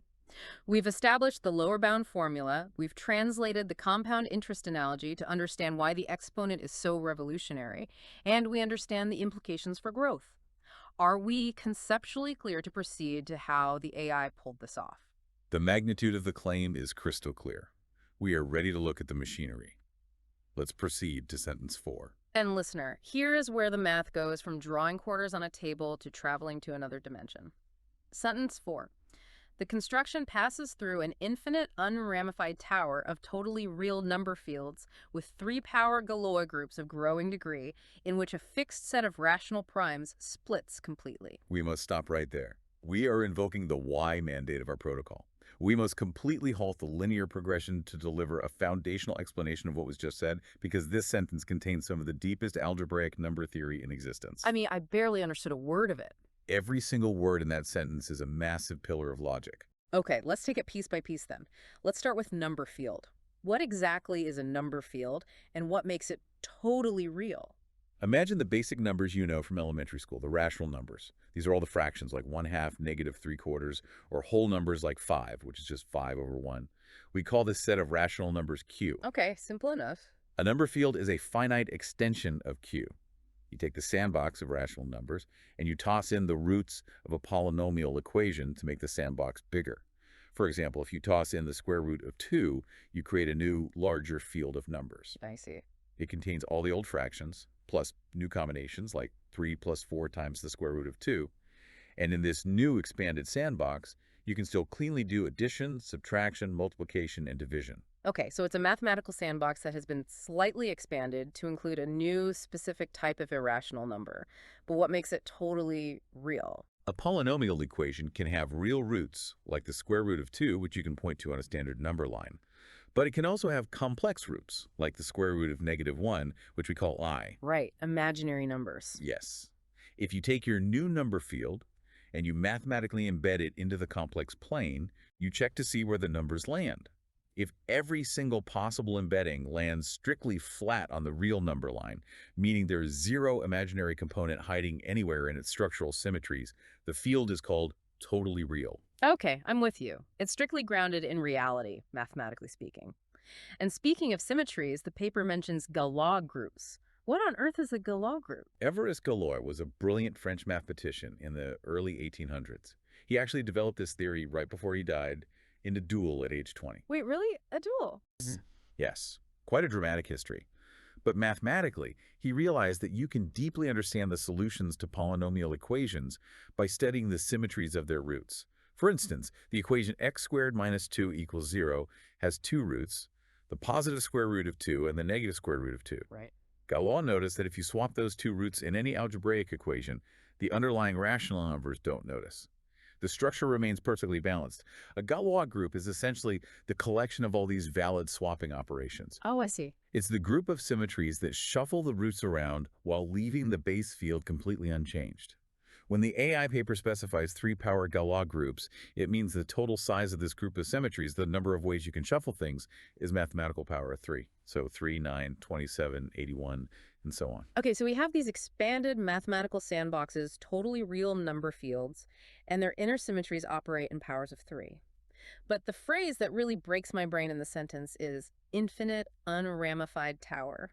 Let me try an analogy here to see if I grasp it. Please do. I picture an infinite unramified tower, like a set of Matryoshka dolls, those beautifully painted Russian nesting dolls. You open the biggest one, and there's a slightly smaller one inside, and that is another, going on forever. Is that what a tower of fields is? It is a phenomenal analogy, yes. A tower of field extensions is exactly like putting a smaller sandbox inside a larger sandbox, inside an even larger sandbox, or dolls inside of dolls. The rational numbers Q are the smallest doll in the center. The next number field is a larger doll that completely swallows Q, and the next field swallows that one, ascending infinitely.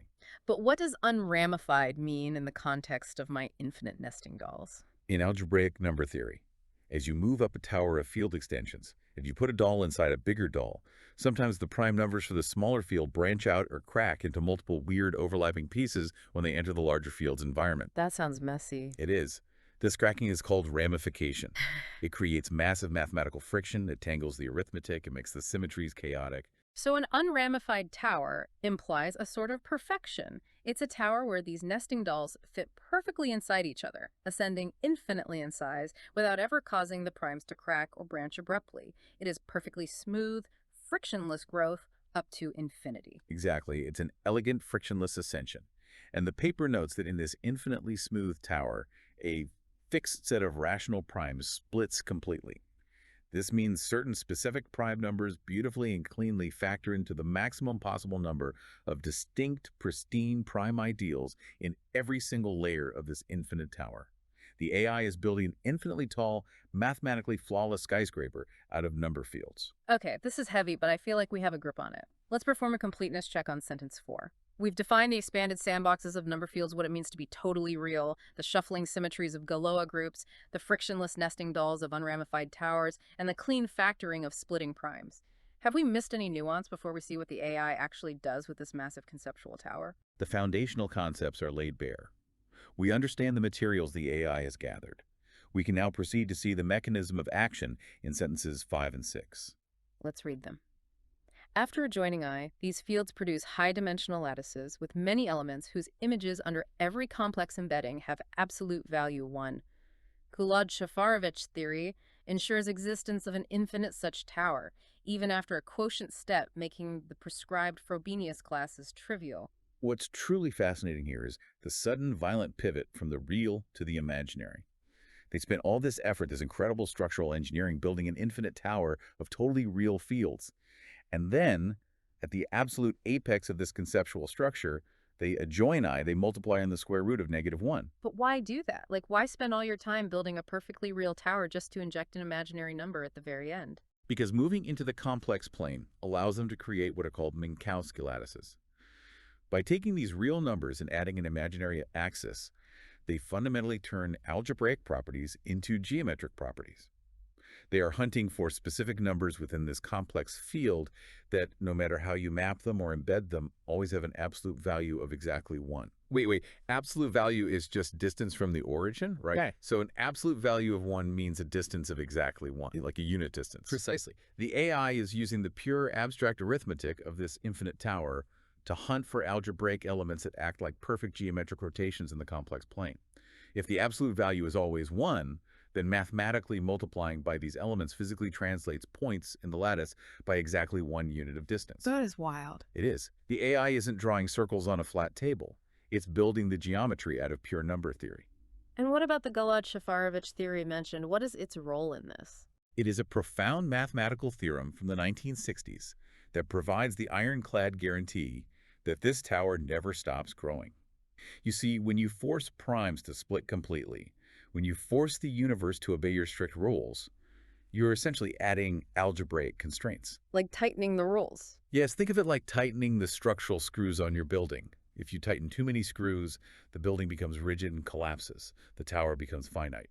Galois-Shafarevich is an inequality. It mathematically proves that as long as the number of generators your building blocks sufficiently outpaces the number of relations your tightened constraints, the tower can stretch to infinity without collapsing. So it's basically the infinite fuel source. Exactly. The AI uses this theorem to guarantee that its supply of unit distances never ever runs out. That is just awe-inspiring. Time for conceptual completeness check on the abstract. We've unpacked the infinite tower, the brilliant transition to the complex plane to turn algebra into geometry, and the infinite guarantee of Galois-Shafarevich. Are we satisfied? The abstract is fully unpacked. It has successfully previewed the vast architecture of the proof.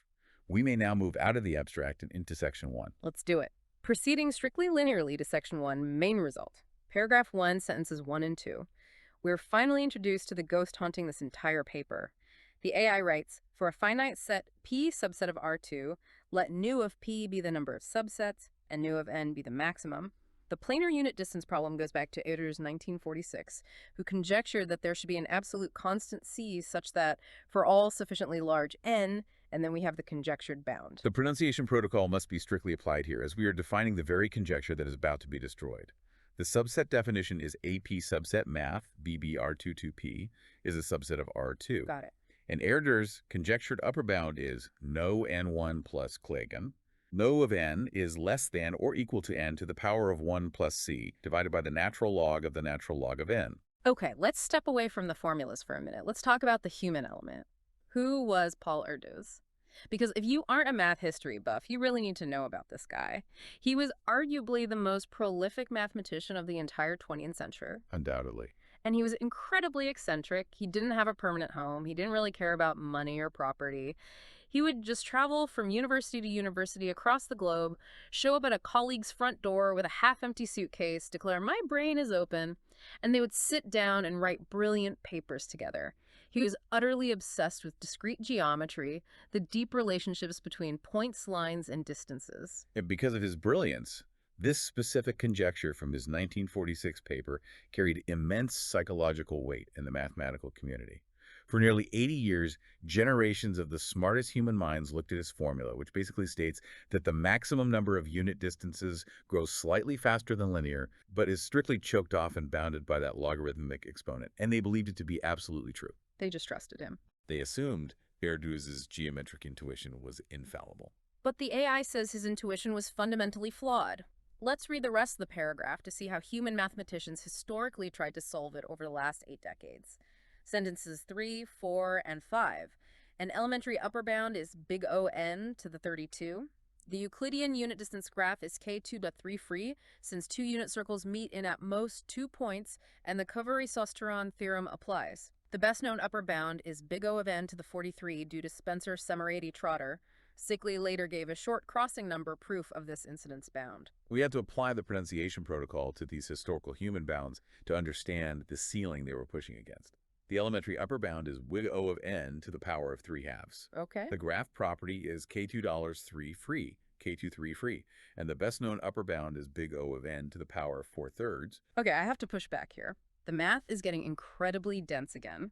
The paper casually says that the Euclidean unit distance graph is K23 free because two unit circles meet in at most 2 points. I need you to break that geometry down for me visually.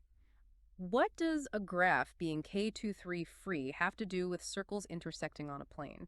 Let's visualize the graph. Imagine your quarters on the table are the nodes or vertices of a network.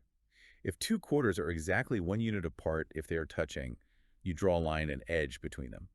A K23 graph is a very specific type of subnetwork. Okay, what does it look like? It means you have a group of 2 distinct points on one side and a group of 3 distinct points on the other side, and every point in the group of 2 is connected to every single point in the group of 3. So it's like a perfectly interconnected bipartite system, 2 points over here, 3 over there, and lines crisscrossing so everyone is connected across the aisle. Exactly. Now let's translate that structural network back to our physical table of coins. Suppose we have 3 specific points on the table. Let's call them X, Y, and Z. If this graph actually contained a K23 structure, it would mean there exist 2 other distinct points, let's call them A and B, that are both exactly a distance of 1 away from X, Y, and Z simultaneously. Let me really think about that. If point A is exactly a distance of 1 away from X, Y, and Z, that means X, Y, and Z must all lie perfectly on the outer edge of a circle that has a radius of 1, and that circle is centered exactly at point A. Precisely. You are drawing a circle around A. And if point B is also a distance of 1 away from X, Y, and Z, then X, Y, and Z must also lie perfectly on the outer edge of a different circle with a radius of 1 centered at B. But wait, that's physically impossible. 2 distinct circles of the exact same size can only ever cross each other at a maximum of 2 points. Think of a Venn diagram. The 2 circles overlap, and their borders cross at a top point and a bottom point. They can't cross at 3 points unless they are the exact same circle sitting right on top of each other. And there is the beautiful geometrical absolute.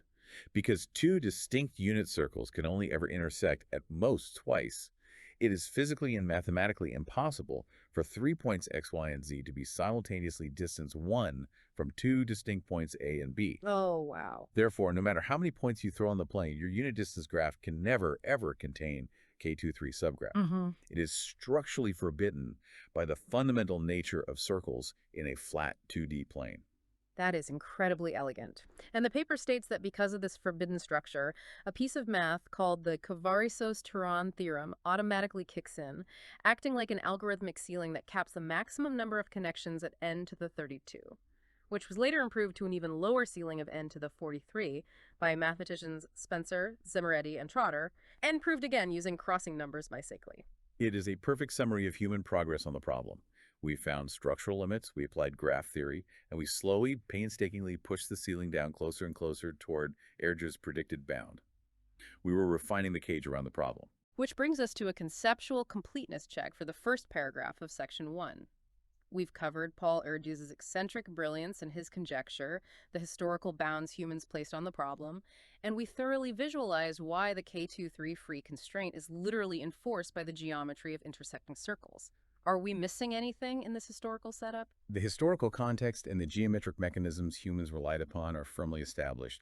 The completeness check is verified. We can now progress to paragraph 2. Following our linear progression, paragraph 2 explores the landscape of alternative norms. The authors write, it is useful to compare this with the same question for other norms on R2, a direction studied systematically by Brass. Matuszek proved O of n log n for most planar norms. For each fixed greater than or equal to 2, Alain Bouchard-Sauermann proved that a meager set of norms on RARD has at most brought to the second log squared and unit distances. A matching lower bound was then shown by Greelhuber-Schildkraut-Theodor to hold for all norms on RARD. These results provided evidence in favor of Erdős's conjecture, which was widely believed to be true prior to our work. We have several complex mathematical expressions here. I will apply the pronunciation protocol to the most prominent human bound mentioned to give a sense of the scale. The Matuszek bound is 1 ogle omen, big O of n, times the natural log of n, times the natural log of the natural log of n.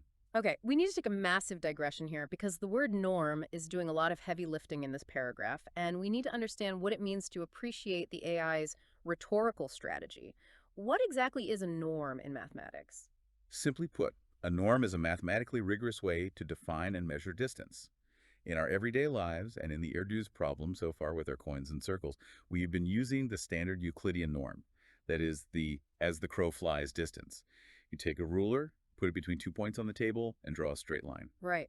It's how our physical brains interpret space. But there are other ways to measure distance. Absolutely. Think about living in Manhattan. If you want to know the distance from 1st Avenue and 1st Street to 4th Avenue and 5th Street, you cannot fly like a crow diagonally through the brick and steel of the skyscrapers. You have to walk along the grid. Yeah, you'd have to walk around the buildings. Exactly. You walk 3 blocks east and 4 blocks north. Your total walking distance is 7 blocks. In mathematics, this is called the taxicab norm, or the Manhattan metric. The physical space is exactly the same flat plane, but the rule for measuring distance has fundamentally changed. Oh, that's fascinating. So a unit circle in taxicab geometry wouldn't look like a perfectly round ring. A circle is just the set of all points that are exactly 1 unit away from the center. So in Manhattan, the circle of points exactly 1 block away from you would look like a diamond. Exactly. The geometry of the circle entirely morphs based on the norm you choose.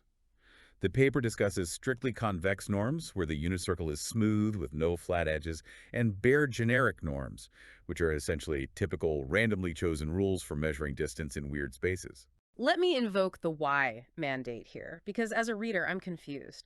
Why did the AI authors, or rather the human editors organizing the AI's thoughts, include this entire massive paragraph about other norms?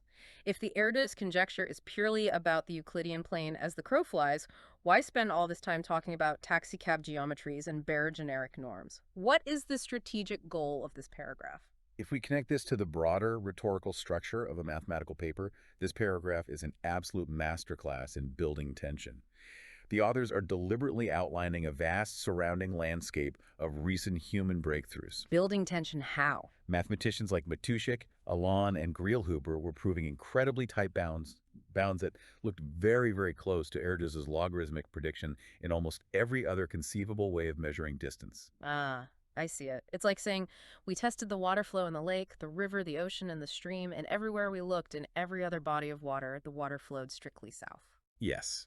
They are meticulously constructing the psychological trap that human mathematicians fell into. All the circumstantial evidence from other dimensions, other geometries, and other norms strongly suggested that Erdős was fundamentally correct. The walls were closing in on the problem. It was widely believed to be true because everywhere else we looked, it was true. That's brilliant. And the authors state this explicitly to maximize the dramatic impact of the rug pull that immediately follows in the very next line. And what a rug pull it is. Let's read Theorem 1.1. Let's read it in its absolute entirety.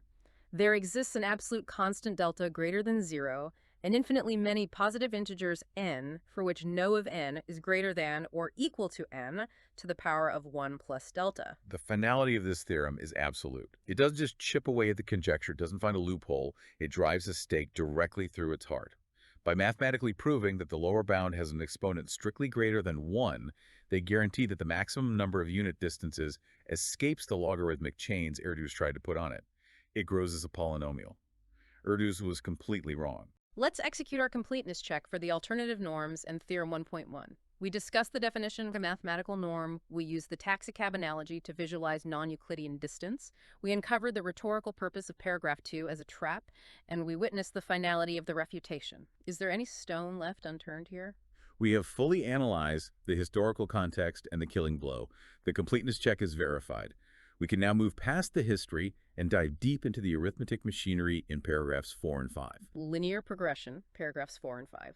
The authors write, the construction can be viewed as a high-dimensional analog of the arithmetic behind Erdős' classical square grid lower bound. In the Gaussian integers z bracket I, a product of many rational primes q congruent to 1 mod 4 has many representations of the form z times z bar. Geometrically, these representations give many lattice vectors of the same length. Our construction replaces q of I by k equals L of I, where L is a totally real field whose degree tends to infinity. The non-trivial automorphism C of k over L plays the role of complex conjugation. There is immense density here. Let us isolate the core algebraic concepts using the pronunciation protocol before we explain them. The representation form is z bar times z bar. Got it. And the field replacement is 0 Li ko equals L adjoint I. Okay, we need to digress heavily here. We have to unpack this. Let's start with Erdős' classical square grid lower bound. The text mentions Gaussian integers and prime numbers congruent to 1 mod 4 having representations of the form z times z bar. What in the world does that mean geometrically? This actually takes us back to very basic grid geometry. Think of your standard blue line graph paper from high school. If you want to find points in that grid that are an exact perfect distance away from the origin, the center, crosshairs here, you're essentially looking for integer solutions to the Pythagorean theorem. A squared plus b squared equals c squared. Right, so like a right triangle with sides of length 3 and length 4 gives a hypotenuse of exactly 5. So the point sitting at coordinate 3 up is exactly 5 units away from the center crosshairs. Exactly. Now let's translate that into the language of complex numbers, what the paper calls the Gaussian integers.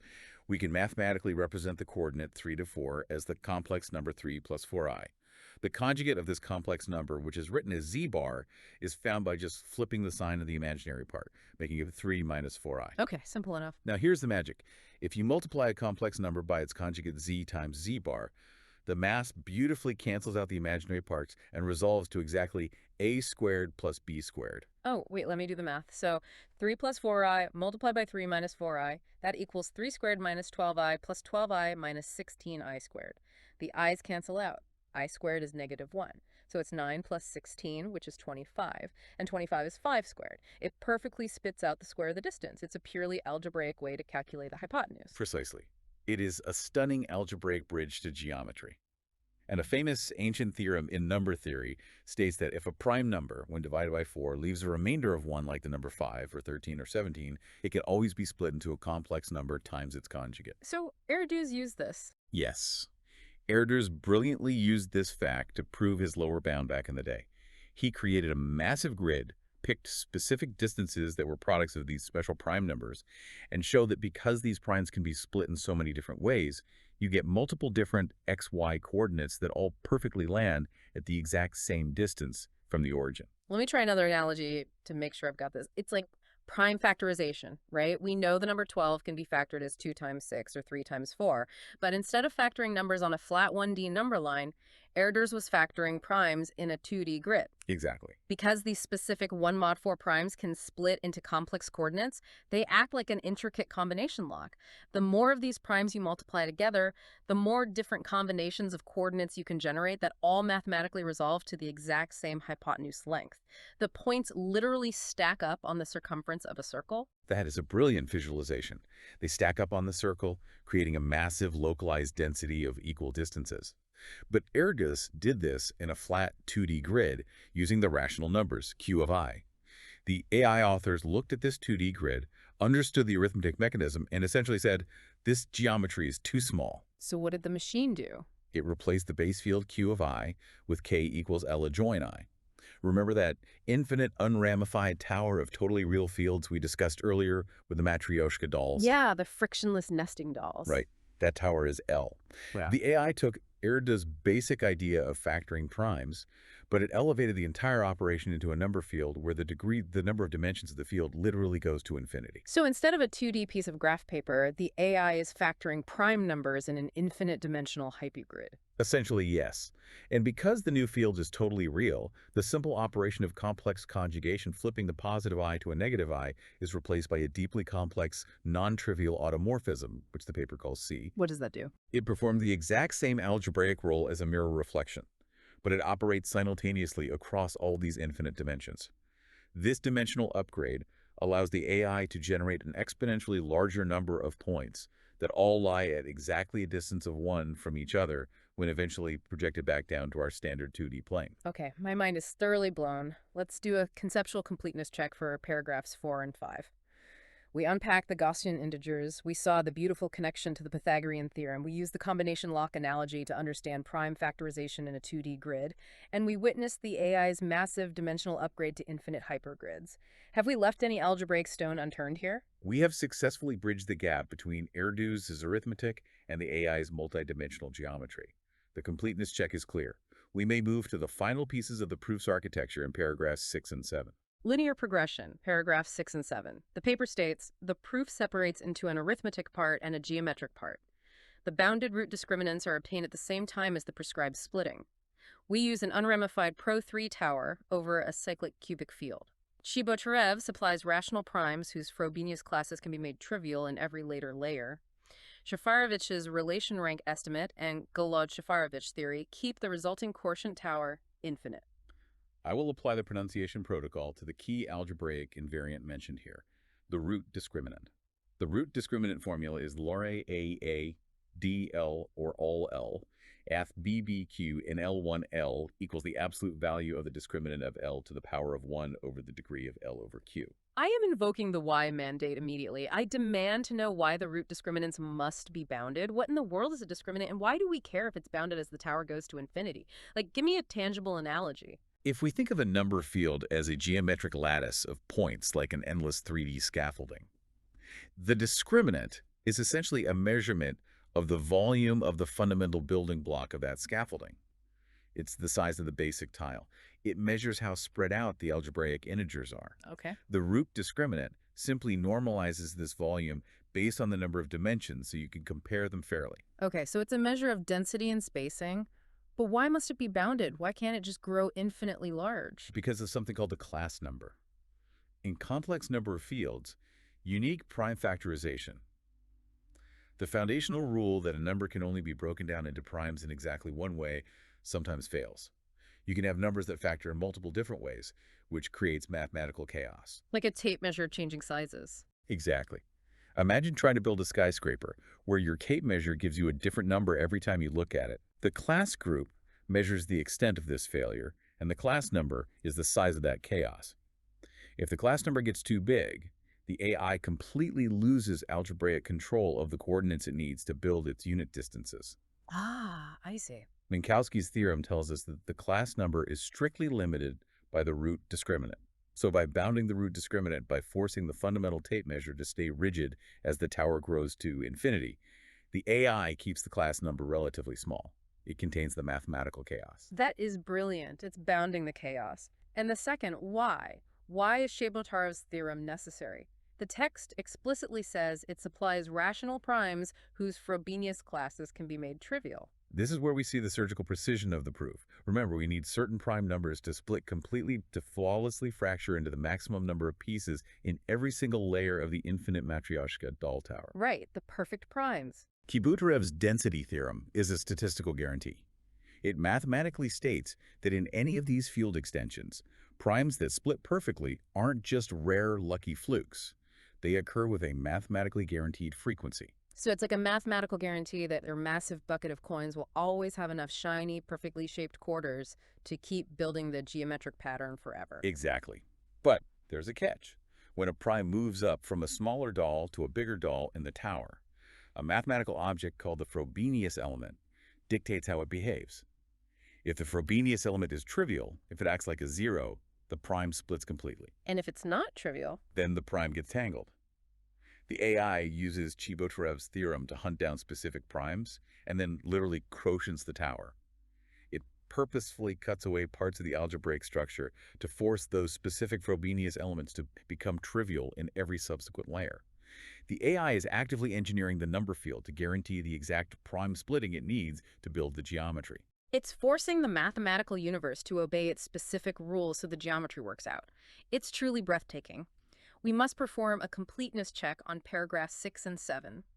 We unpacked bounded root discriminants as a way to control mathematical chaos, and we unpacked Chebotarev's theorem as the tool used to engineer trivial Frobenius classes for perfect prime splitting. Have we missed anything in this architecture? The foundational architecture of the proof is now completely demystified. Yeah. We understand the tools the machine used, the completeness check is satisfied, and we are now ready to transition to what I consider the most profound section of this entire document. Let's do it. We are moving out of the main mathematical result and into section 6 of our outline, the statement on AI use. Linear progression, paragraph 1. And listener, the tone of this paper fundamentally shifts right here. The dense math stops. I'm going to read the first sentence, and I want you to really truly hear it. This problem was solved in a completely automated fashion. It is a chillingly calm, brief statement for such a monumental achievement in human history. The paragraph continues, detailing the workflow. Our internal model was given an AI-written statement of the problem, and its output was sent to an AI grading pipeline, which indicated high confidence that the solution was correct. It was only after this point that internal human researchers and mathematicians began to examine the solution carefully. After preliminary AI-assisted verification and rewriting, a draft was sent to external mathematicians, who confirmed the proof's correctness. We must analyze this workflow deeply because it represents a complete inversion of the scientific method as we have known it for centuries. Historically, a human has the spark of intuition. Right. The human formulates the hypothesis. The human painstakingly grinds through the calculation and perhaps uses a computer as a glorified, high-speed calculator to check a large prime number or simulate a graph. But look at what happened here. The human didn't even write the prompt. An AI translated the math problem into a formal statement. Another AI model generated the novel multidimensional mathematical theory to solve it. A third AI grading pipeline reviewed the logic and said, hey, this looks correct. The humans were literally the last people in the room to know that an 80-year-old math problem had been solved. They were notified by the machine. This raises an intensely important question, one that we must spend some time speculating on. If an AI can perfectly execute Golod-Shafarevich theory, conceptually construct infinite unramified Pro-3 towers, and surgically engineer Frobenius classes to refute a beloved human conjecture from 1946, what exactly is the role of the human mathematician going forward? Are we obsolete? I am so glad you brought this up because I want to push back on the idea that human intuition is dead. Think about the game of chess.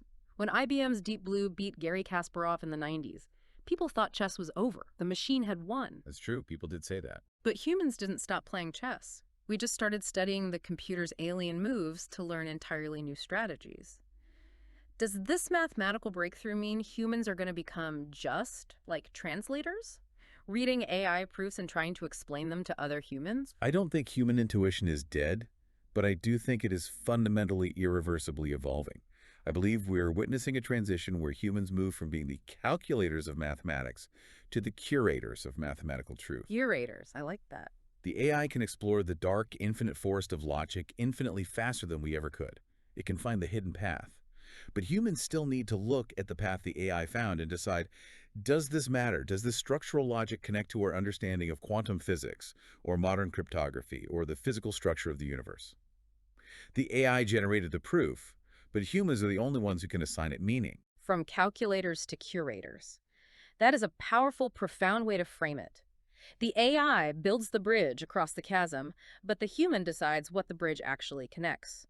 But let's be honest, it's still a massive shock to the human ego. We are executing a conceptual completeness check on the statement on AI use, paragraph 1. We have unpacked the fully automated workflow, the revelation of the inverted scientific method, and the philosophical shift from calculator to curator.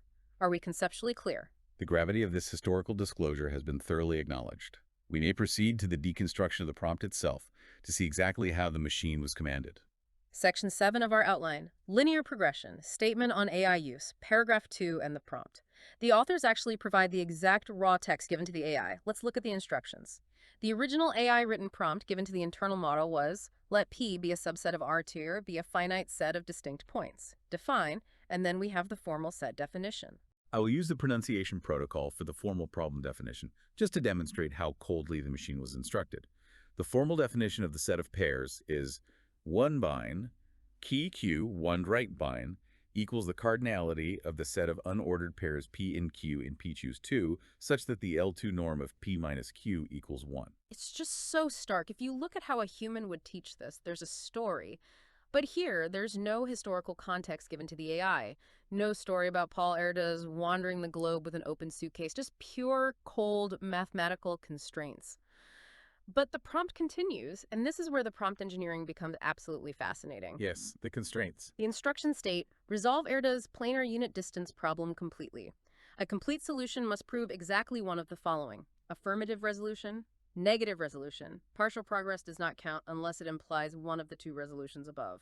The human editors note in the paper that bounding the AI with such rigid binary constraints, saying it must be affirmative or negative, with absolutely zero credit given for partial progress, was a deliberate algorithmic tactic.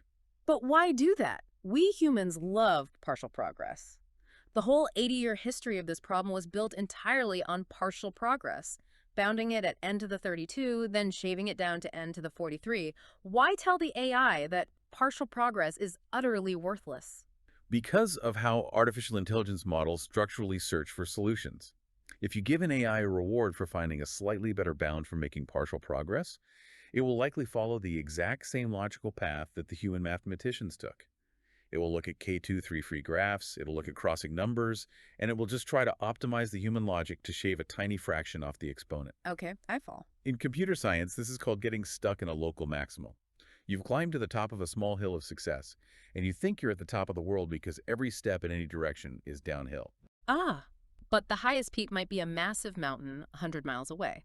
So by saying prove it or disprove it entirely, nothing in between, you force the AI to abandon the human path completely. You force it to jump off the local hill and search the entire mathematical landscape for a completely different mountain. Precisely. The binary constraint forced the AI into an unfathomably deeper search tree. It forced it to realize that standard planar discrete geometry wasn't ever going to solve the problem. It had to invent a bridge to algebraic number theory. It had to summon Galois groups and infinite unramified towers just to find the negative resolution. The prompt engineering, the denial of partial credit, is what forced the paradigm shift. That is genius. Let's execute our completeness check for the prompt. We've read the formal definition, we applied the pronunciation protocol to hear the machine code, and we deeply analyzed why the strict binary constraints forced the AI off the human hill and onto a new mountain. Are we complete? The prompt analysis is complete. We now face the final piece of the document, the raw output from the AI itself. We will look at the very first sentences of the raw AI output. And listener, I want you to marvel at the tone. There is no introduction. There is no, hello, I am ready to solve this fascinating geometry problem. The machine immediately, instantaneously leaps into action. The raw text reads, final response from internal model. I will use a standard form of the Golod-Shafarevich argument with prescribed splitting. I write art of L equals brain. Wait, I need to hear the exact math there. I will apply the final pronunciation protocol this session to the AI's first equation. The root discriminant formula in the raw text is ver a do, dl. dl on L equals the absolute value of the discriminant of L to the power of 1 over the degree of L over Q. It skips all the pleasantries. It immediately identifies the exact obscure algebraic weaponry it needs. I will use a standard form of the Golod-Shafarevich argument. It's like watching a master craftsman walk into a room, ignore the crowd, ignore the history of the locked door, pick up a highly specific, bizarrely shaped hammer, and instantly smash the lock to pieces. What's truly fascinating here is the AI's utter confidence. It uses the phrase, I will use a standard form. To any human mathematician, combining infinite unramified Pro-3 towers with planar graph geometry to solve an 80-year-old combinatorial problem is anything but standard. It is revolutionary. Exactly. But to the AI's internal multidimensional model, traversing these wildly disparate fields of logic is simply the most efficient, obvious path. The connections are standard to it. Let us perform our final conceptual completeness check.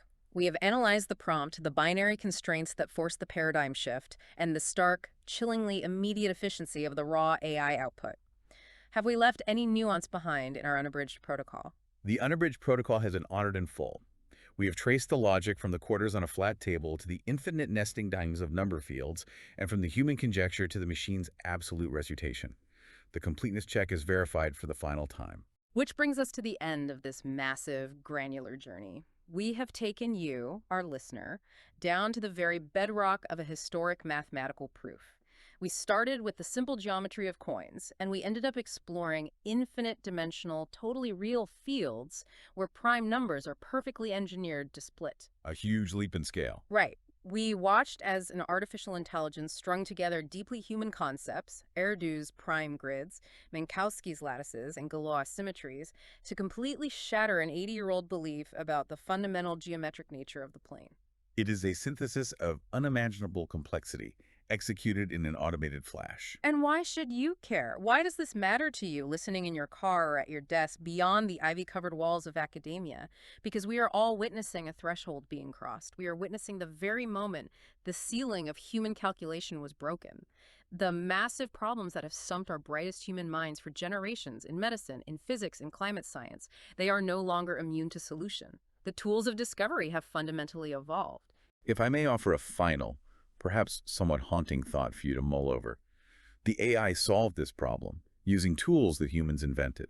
Galois theory, number fields, Pro-3 towers, these were our historical concepts. The AI just assembled them in a way we couldn't see. Right. But what happens in a few years? What happens when an AI model decides that human mathematics itself is too inefficient? What happens when it invents a completely new branch of mathematics to solve a problem? A branch for which we have no vocabulary, no analogies, no matryoshka dolls, and no textbooks. Will we even be able to read the proof? Will we even know what the bridge is made of? We started this deep dive talking about blueprints and architecture. We like to see the load-bearing pillars of logic. But today we've seen a pillar built by a mind that operates in dimensions we can barely visualize. The blueprint is changing, the architect isn't human, and we are just now learning how to read it. Thank you for diving deep with us.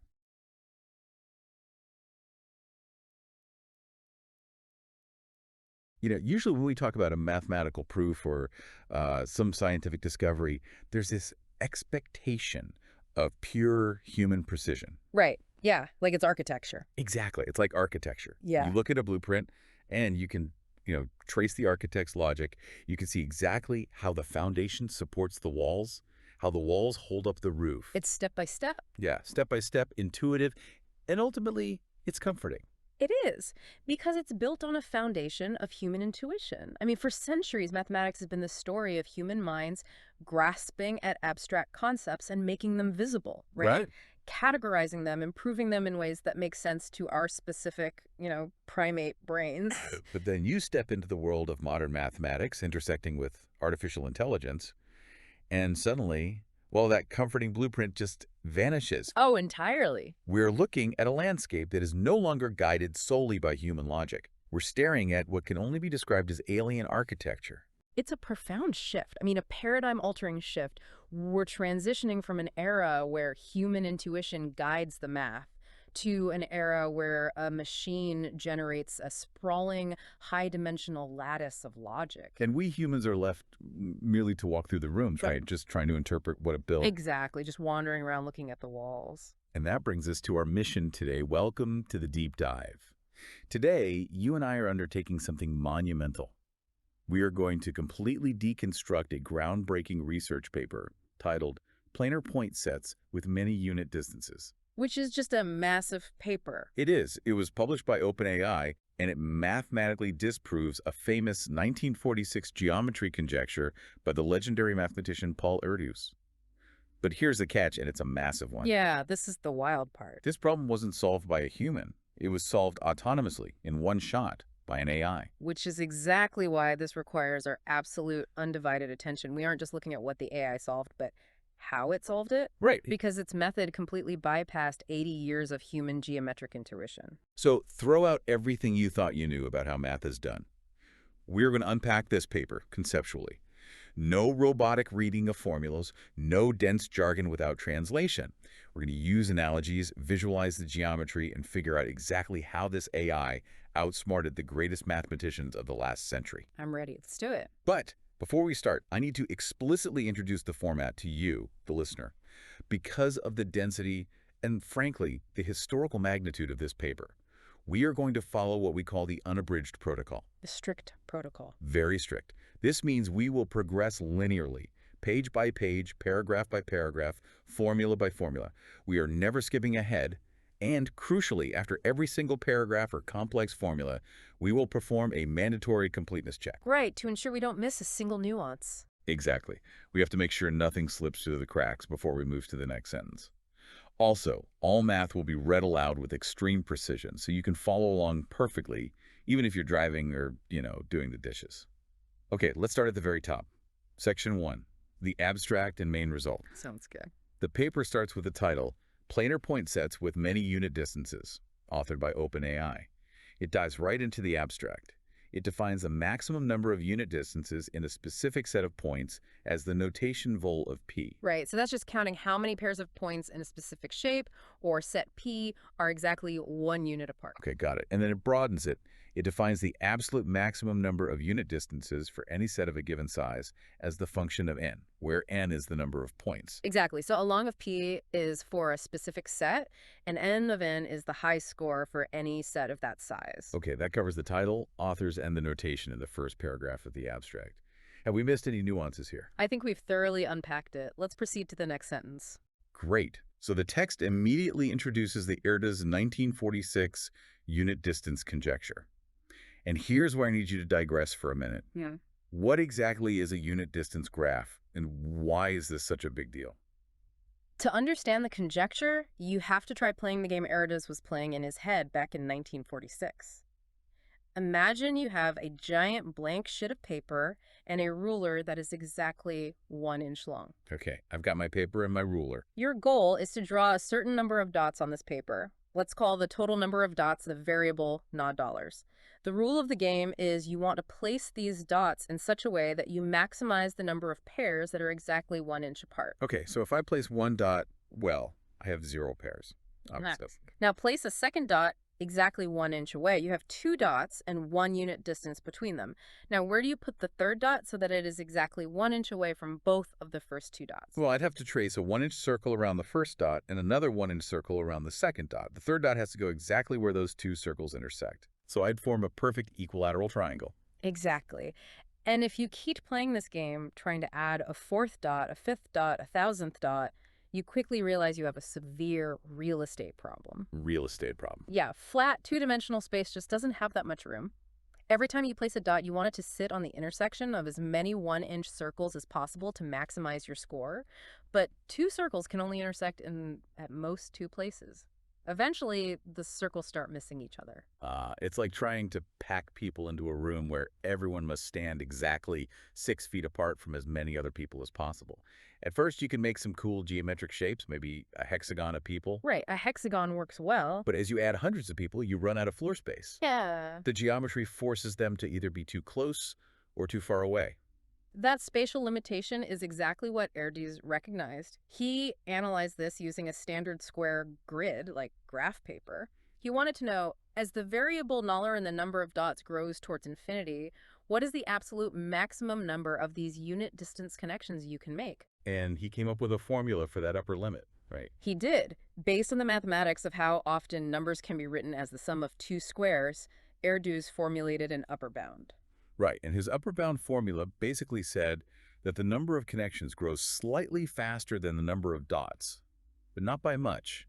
It was capped by a function involving the logarithm of the variable dollars. The log function. Yeah, and for anyone who isn't a math nerd, let me translate the log of a number grows so incredibly, painfully slowly that for all practical purposes, it's essentially a flat line. Erdős was predicting that the maximum number of unit distances is fundamentally restricted.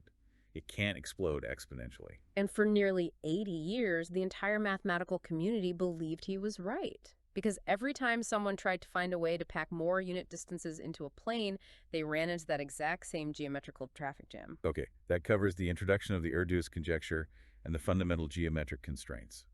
Did we miss any nuances there? I think we've thoroughly unpacked it. Let's proceed to the next sentence. Okay, moving down the page, the paper goes line by line through the historical context. It mentions the human attempts to prove Erdős right.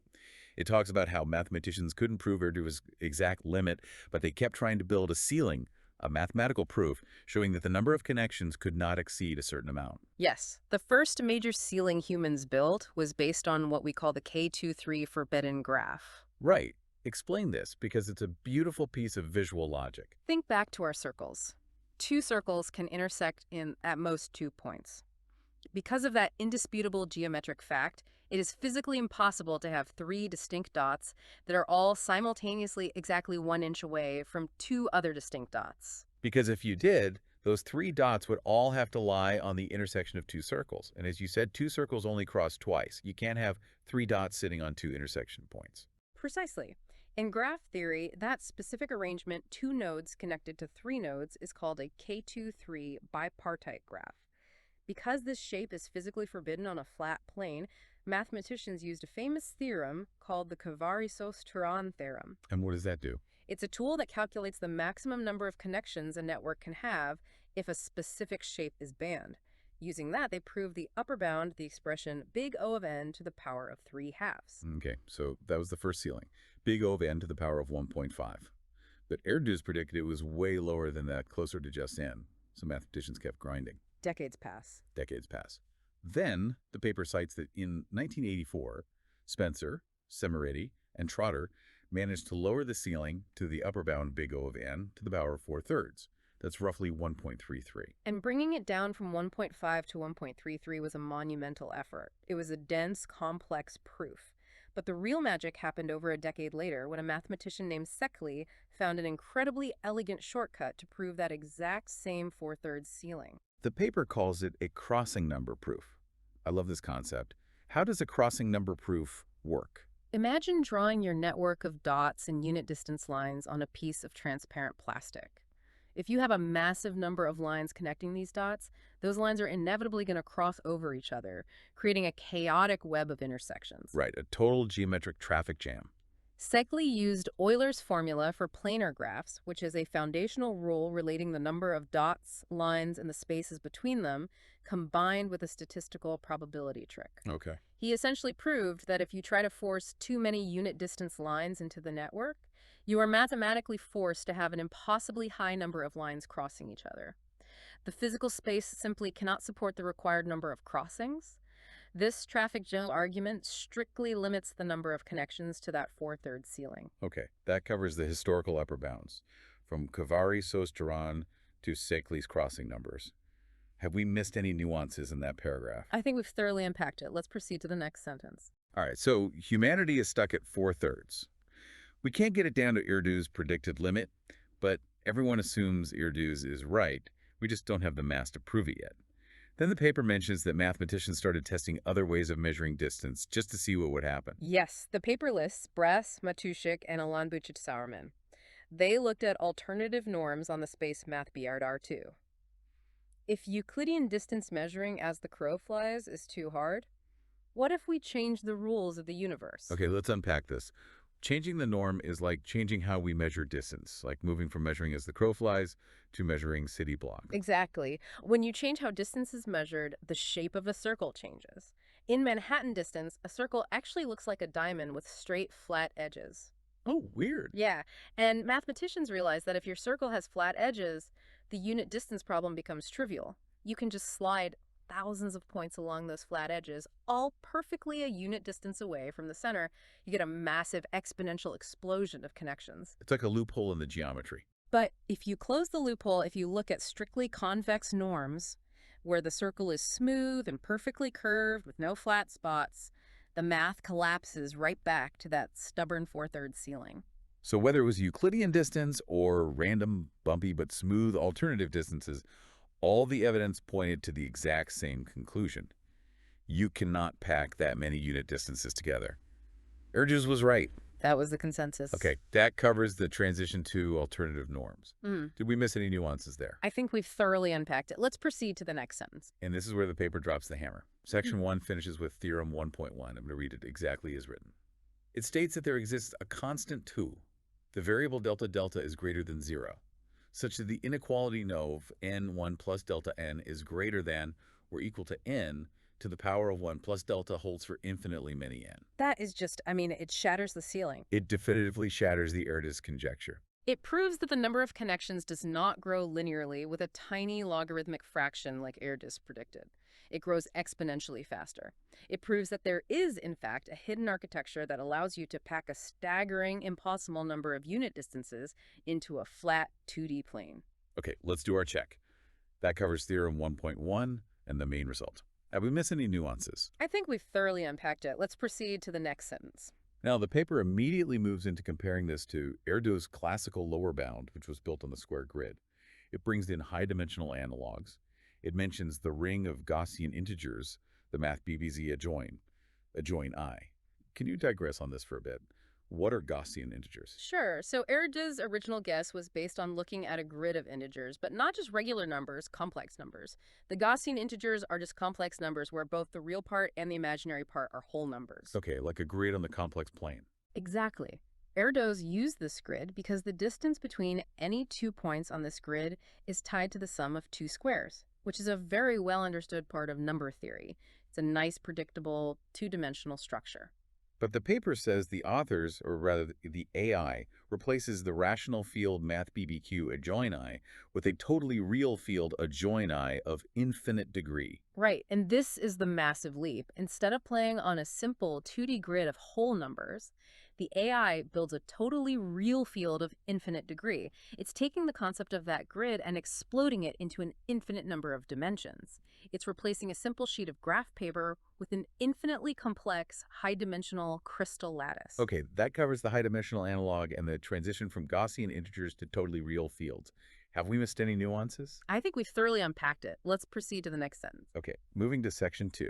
And this is where the deep dives takes a hard left turn into science fiction. It's titled Statement on AI Use. I have to read this part because it is so shocking. It really is. They write, this problem was solved in a completely automated fashion. Our internal model was given an AI-written statement of the problem. It was only after this point that internal human researchers and mathematicians began to examine the solution carefully. Human mathematicians were relegated to the role of proofreaders. It's staggering. We are talking about an 80-year-old open geometry problem, and the machine solved it in one shot. Without any human nudging midway through. Okay, that covers the AI disclosure statement. Did we miss any nuances there? I think we've thoroughly unpacked it. Let's proceed to the next sentence. Now, the paper actually provides the exact prompt they gave the AI, and the prompt is brutal. It lays out the Erdős problem, defines all the parameters, and then gives this directive. A complete solution must prove exactly one of the following. Affirmative resolution, prove Erdős right. Or negative resolution, prove that no such constants exist and disprove Erdős. And then comes the strict constraint. All right, it says, partial progress does not count.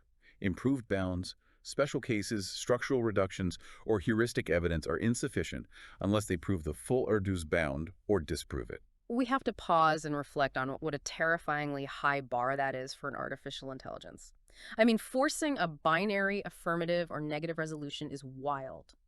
Human mathematics is built almost entirely on partial progress. You spend your entire career chipping away at a problem, publishing marginal improvements. Yeah. Bringing the ceiling from 1.5 to 1.33 took 3 brilliant minds and years of effort, and it was celebrated as a massive breakthrough. And the researchers basically told the AI, I don't want your stepping stones. I don't want a 1.32 ceiling. Give me the final answer, definitively, affirmative, or negative. And it did. All right, that covers the prompt and its strict constraints. Have we missed any nuances in that paragraph? I think we've thoroughly unpacked it. Let's proceed to the next sentence. So, the paper then provides the italicized final response from internal model. We're going to proceed sentence by sentence through this raw AI output. The AI's very first sentence is, I will use a standard form of the Golod-Shafarevich argument with prescribed splitting. Okay, let's unpack this immediately because this is the crux of the alien logic. Yeah, please. A human looks at the unit distance problem and thinks about dots, lines, and circles on a flat piece of paper. The AI looks at the problem and immediately jumps to the Golod-Shafarevich argument, which is a concept from advanced algebraic number theory. I need a deep digression here. Explain Golod-Shafarevich to me like I'm a smart middle schooler. What is the AI actually talking about? Okay, imagine you have a basic number system, like fractions. Now you want to build a more complex universe of numbers on top of it. In algebra, there is a way to construct what are called a Hilbert class field. It's essentially a maximal perfect extension of your original number system where no new mathematical knots or complexities, what we call ramification, are introduced. Okay, so I build a perfect extension universe. But that new universe also has its own Hilbert class field. So you build a third universe on top of the second and a fourth on top of the third. You are stacking these mathematical universes on top of each other, creating a tower. A class field tower. Exactly. And the massive question in the mid-20th century was, does this tower ever stop? Does it eventually reach a final stable universe where you can't stack anymore? Or can you keep stacking these unramified extensions infinitely forever? And what did mathematicians think? For a long time, they suspected that the tower always collapsed eventually. But Golod and Shafarevich proved otherwise. Right. In 1964, they proved that if your foundational universe, your base number field, has enough specific prime factors built into it, the tower never stops. It goes on infinitely. They proved this by looking at the Galois group, which is the mathematical group that describes the symmetries of these stacked universes. They showed a relationship between the generators of the group and the relations of the group. I love that concept. Let's use an analogy for generators and relations. Imagine a massive corporate board meeting. The generators are the voting board members, the people who actually have the power to initiate actions and create outcomes. The relations are the corporate bylaws, the rules that constrain what the board members are allowed to do. That's a perfect analogy. Golod and Shafarevich proved that as long as the number of board members, the generators, grows much faster than the number of constraining rules, the relations the corporation can expand infinitely without grinding to a halt. So the AI decides, I'm going to build an infinite tower of universes. That's step one, yeah. Okay, that covers the AI's first sentence and the Golod-Shafarevich argument. Have we missed any nuances here? I think we've thoroughly unpacked it. Let's proceed to the next sentence. The next sentence in the AI output says it will do this by taking a Pro-3 tower over a cyclic cubic field. It also specifically mentions manipulating the Frattini subgroup. Yes, and this shows the architectural genius of the machine. Let's go back to your corporate board analogy. The Frattini subgroup consists of the non-essential staff in the room. They are part of the group, but if they leave the room, the voting board members still have all the power to generate the same outcomes. They are redundant. Wait, really? So the AI uses this redundancy? It does. It essentially says, I'm going to quotient out elements from this subgroup, meaning it fires the non-essential staff to intentionally inject specific properties into the tower, like forcing certain prime numbers to split perfectly without losing any of the actual generating power of the group. It's a delicate, brilliant balancing act. That is just, I have to express some sheer awe here. Here's where it gets really interesting for you, the listener.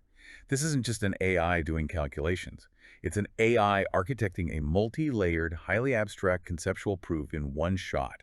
It casually mapped out a Pro-3 tower over a cyclic cubic field, unedited. It is actively engineering the rules of this infinite mathematical universe to serve its geometric purpose.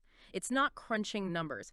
It's playing God with algebraic structures. Okay, that covers the AI's raw output on the Frattini subgroup and the Pro-3 tower. Did we miss any nuances there? I think we've thoroughly unpacked it. Let's proceed to the next sentence. Moving to section 2 of the formal paper. Planar point sets from number fields. We hit definition 2.1, which defines an admissible datum. Right. An admissible datum is essentially a package of algebraic information. It includes a field, a specific element in that field, and a set of places or embeddings. Okay, that covers definition 2.1. Have we missed any nuances? I think we've thoroughly unpacked it. Let's proceed to the next sentence. Then we immediately hit proposition 2.2. The paper lists out conditions for this admissible datum. It states the field must be a CM field, which is an extension of a totally real number field, and it requires certain primes to split completely. We need extreme granularity here. What is a totally real number field and what is a CM field? Let's break it down. A totally real number field is a number system where, no matter how you embed it into the complex numbers, all the resulting numbers are strictly real. There is no imaginary part. It's purely grounded on the real number line. Okay, purely real. And a CM field? A CM field, which stands for complex multiplication, is a highly symmetric extension of a totally real field. You basically take your totally real field and add a purely imaginary square root to it. The result is a field that has a beautiful symmetry under complex conjugation. Meaning if you flip the imaginary part from positive to negative, the structure holds perfectly. Exactly. And the AI also requires that certain primes split completely, which we'll see formalized later in definition 8.2. Splitting completely means when you take a standard prime number and drop it into this new complex CM field, it shatters perfectly into the maximum possible number of distinct smaller prime ideals. So the AI is setting up this highly symmetric, shattering algebraic structure. Yes, it's prepping its materials. Okay, that covers proposition 2.2 and the definitions of CM fields and totally real fields. Have we missed any nuances? I think we've thoroughly unpacked it. Let's proceed to the next sentence. We move to section 2.1. Choosing a window and projecting. This is the geometric construction. The paper introduces the Minkowski map pi capital phi. The Minkowski map is crucial. It also defines a product of disks, beetle or suball sub R, and the overlap area of R go. Walk me through this math. Sure, the AI has built this massive algebraic universe, right? The Minkowski map pi capital phi is the function that takes these abstract algebraic numbers and plots them as physical points in a high-dimensional space. Okay, so mapping algebra to geometry. Yes. It creates a lattice, a repeating grid of dots in a space that has as many dimensions as the degree of the number field. Since the AI's tower goes to infinity, we are talking about an incredibly high-dimensional space. So the product of disks, $, sub R. That's the window. In this massive high-dimensional space, the AI defines a bounded shape, a polydisk, with a radius r. It's essentially drawing a multidimensional cylinder to capture a specific dense cluster of these lattice points. And the overlap area, AR, is just a measure of how much these shapes intersect when you shift them by a unit distance. Okay, so that covers the introduction of the Minkowski map and the window. Did we miss any nuances in that paragraph? I think we've thoroughly unpacked it. Let's proceed to the next sentence. Now we get the Y mandate, lemma 2.5. The text explains that it projects this high-dimensional lattice down to a single complex coordinate space, math BBC dollars. Why do we project this high-dimensional lattice down to a single complex coordinate? What is the goal here? Because Erdős' problem isn't about infinite dimensions. It's about a flat 2D piece of paper. The space math BBCC, the complex plane, is structurally identical to the 2D plane space math BBC2. The AI uses this projection to carefully squash the infinite dimensions down to the 2D plane. But because of how perfectly it designed the CM field and those absolute value symmetries we talked about, when the projection happens, it preserves the unit distances. Let me use an analogy here. I like to think of this as the flashlight on the chandelier method. Oh, I like that. Imagine the high-dimensional lattice is a wildly complex, multi-dimensional crystal chandelier hanging in a dark room. The AI steps back and shines a mathematical flashlight on it. The projection is the shadow of this chandelier hitting a flat, two-dimensional wall. Yes, and normally a shadow of something that complex would just be a messy, overlapping blob of darkness. But because the AI engineered the chandelier perfectly, the shadow creates a perfectly arranged pattern of dots on the flat wall. The points don't collapse on each other. Exactly. The projection is injective on a specific composite, meaning every distinct dot in the high-dimensional window casts a distinct, separate shadow on the 2D wall. And the distance between millions of those shadow dots is exactly 1 unit. Okay, that covers lemma 2.5 and the projection strategy. Have we missed any nuances here? I think we've thoroughly unpacked it. Let's proceed to the next sentence. We move to lemma 2.6, which is the packing argument in the polydisk. It gives the size bound. It shows mathematically why the number of points in the window is exponentially bounded relative to the field degree. Right, this is where it calculates the actual score. It uses the volume of that high-dimensional window, the product of disks by $, sub r, to count exactly how many shadow dots we generated. And because the degree of the field is growing so fast, the density of the points in that window is massive. And when you count the unit distances between them, It blows past the 4/3 ceiling. It grows by the expression $1 plus delta, $1 to the power of 1 plus delta. okay, that covers lemma 2.6 and the size bound calculation. Did we miss any nuances? I think we've thoroughly unpacked it. Let's proceed to the next sentence. Now we enter section 3, producing the fields. We'll deconstruct section 3.1, auxiliary results, and 3.2. The field construction, paragraph by paragraph, starts with proposition 3.2, the conductor discriminant formula, and uses a Dirichlet character. Right. We need a deep conceptual digression here. What is a Dirichlet character? Think of a Dirichlet character as a mathematical filter. It's a periodic function that takes integers and assigns them complex numbers. By multiplying these characters together, the AI creates a highly specific composite filter A filter for what exactly? for carving out sub-universes. The AI wants to build a very specific foundation, a cyclic cubic field, but it starts inside a much larger chaotic space called a cyclotomic field. The Dirichlet character acts like a scalpel, cutting out the exact cyclic cubic field it needs to start the tower. Okay, that covers proposition 3.2 and Dirichlet characters.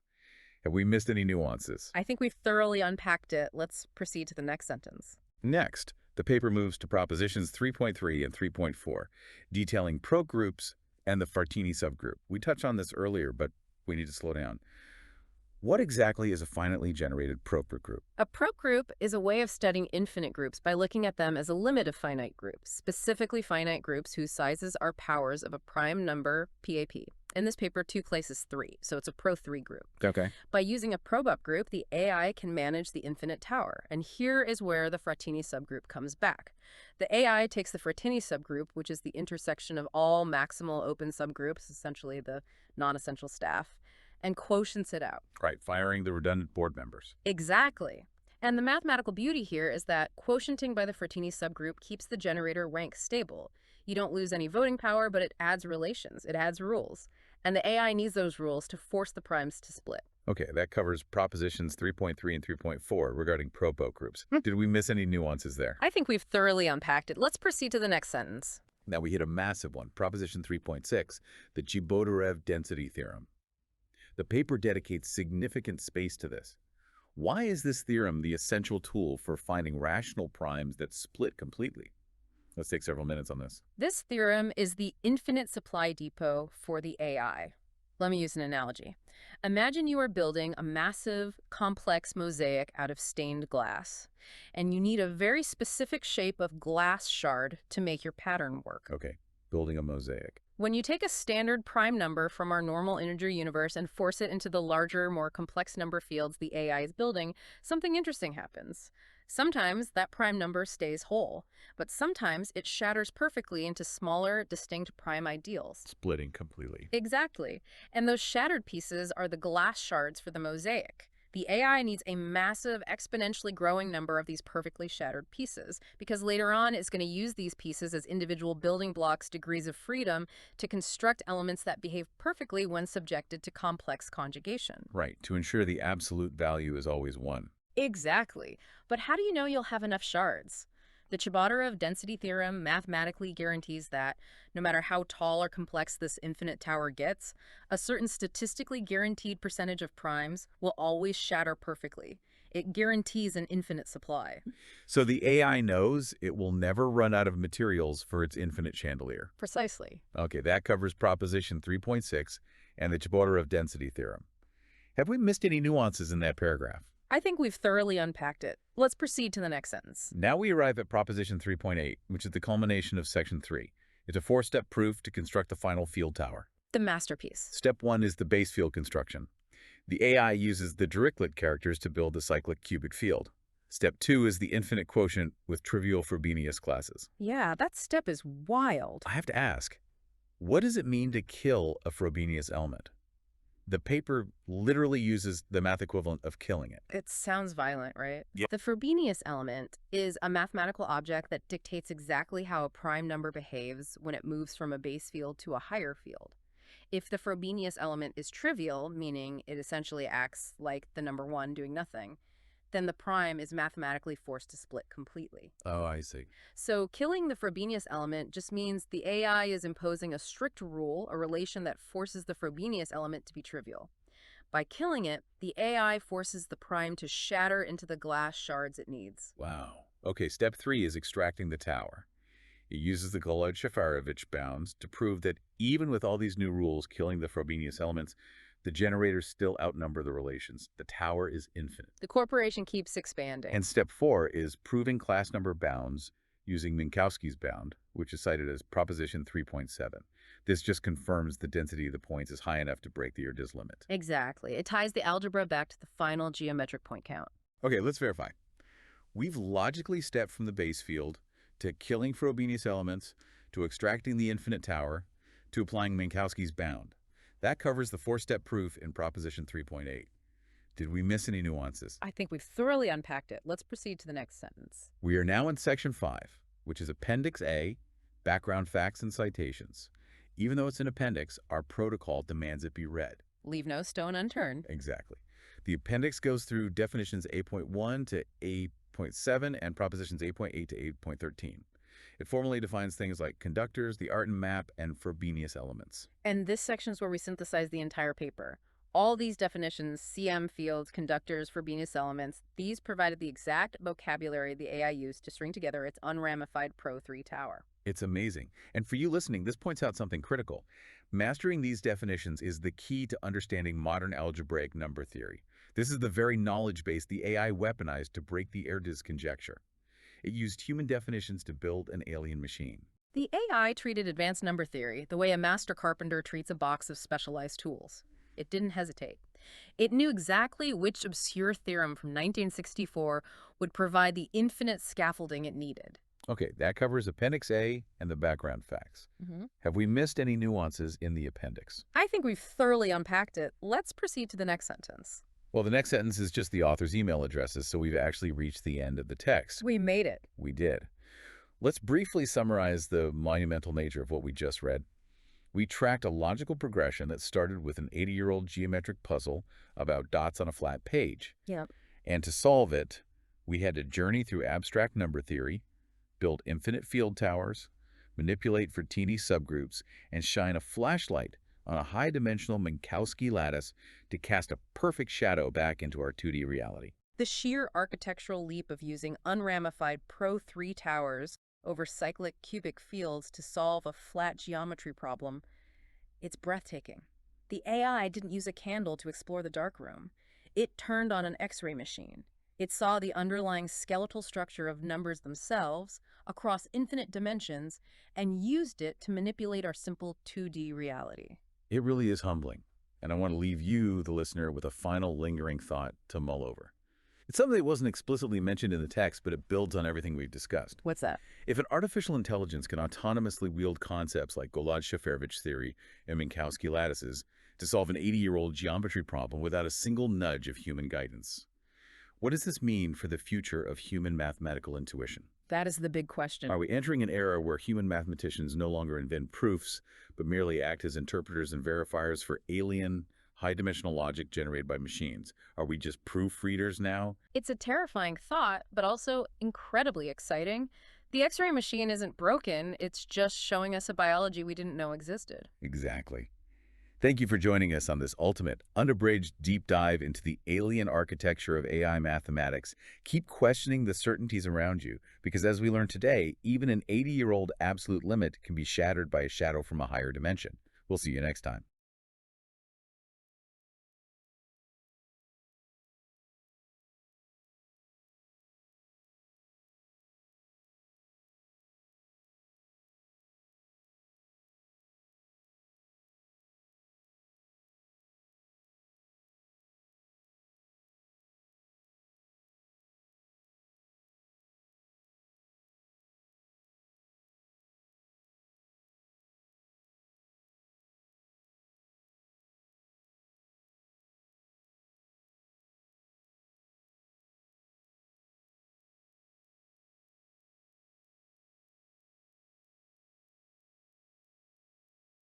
Okay, let's jump right into today's explainer, because we are looking at a literal watershed moment in technology and math.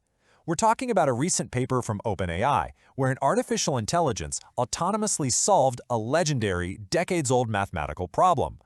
Now, if you've been following the AI space, you know it's already incredible at pattern matching, or writing code, right? But autonomous, high-level mathematical discovery? Yeah, that is an entirely different frontier.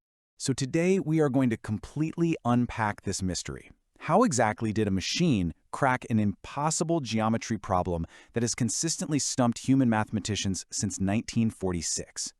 And look, this isn't just about a computer crunching numbers faster than a human could. We've had that for years. This is about an AI actually navigating incredibly dense, abstract mathematical logic to arrive at a truly historic proof. Section 1. An AI solves mathematics. Let's start with what is arguably the most staggering fact about this whole thing. The human authors didn't actually write the mathematical proof. As this quote brilliantly illustrates, it's basically a completely automated workflow of discovery. An AI model generated the highly complex proof, then a totally separate AI grading pipeline verified that its logic was actually sound. Human mathematical experts only stepped in at the very end of the line. Basically, they were just there to confirm it was correct, reorganize the layout, and, translate it so us humans could actually read it. And what makes this even more mind-blowing is just how strict the test was. The prompt they gave the AI demanded absolute perfection. The instructions literally stated, "Partial progress does not count." So the AI was strictly instructed to either completely prove the problem or completely disprove it. There was absolutely no partial credit allowed here. It was a total all-or-nothing challenge. Moving on to Section 2, the unit distance problem.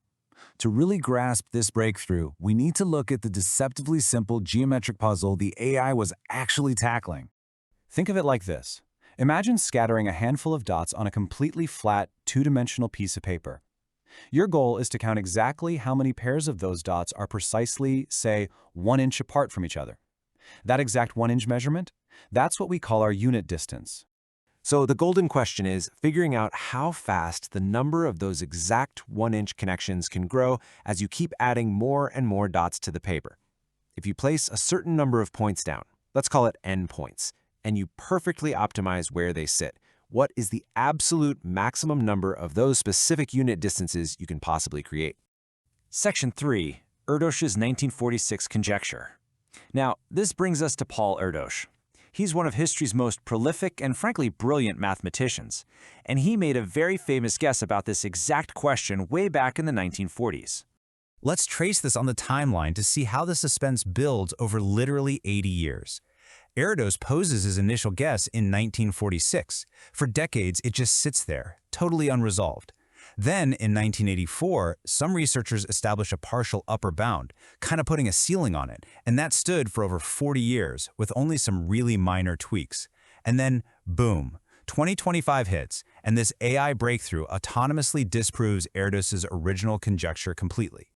To put that into perspective, Erdős theorized that the number of these unit distance connections maxed out at a very specific, relatively slow rate, roughly n to the power of 1 plus a tiny fraction.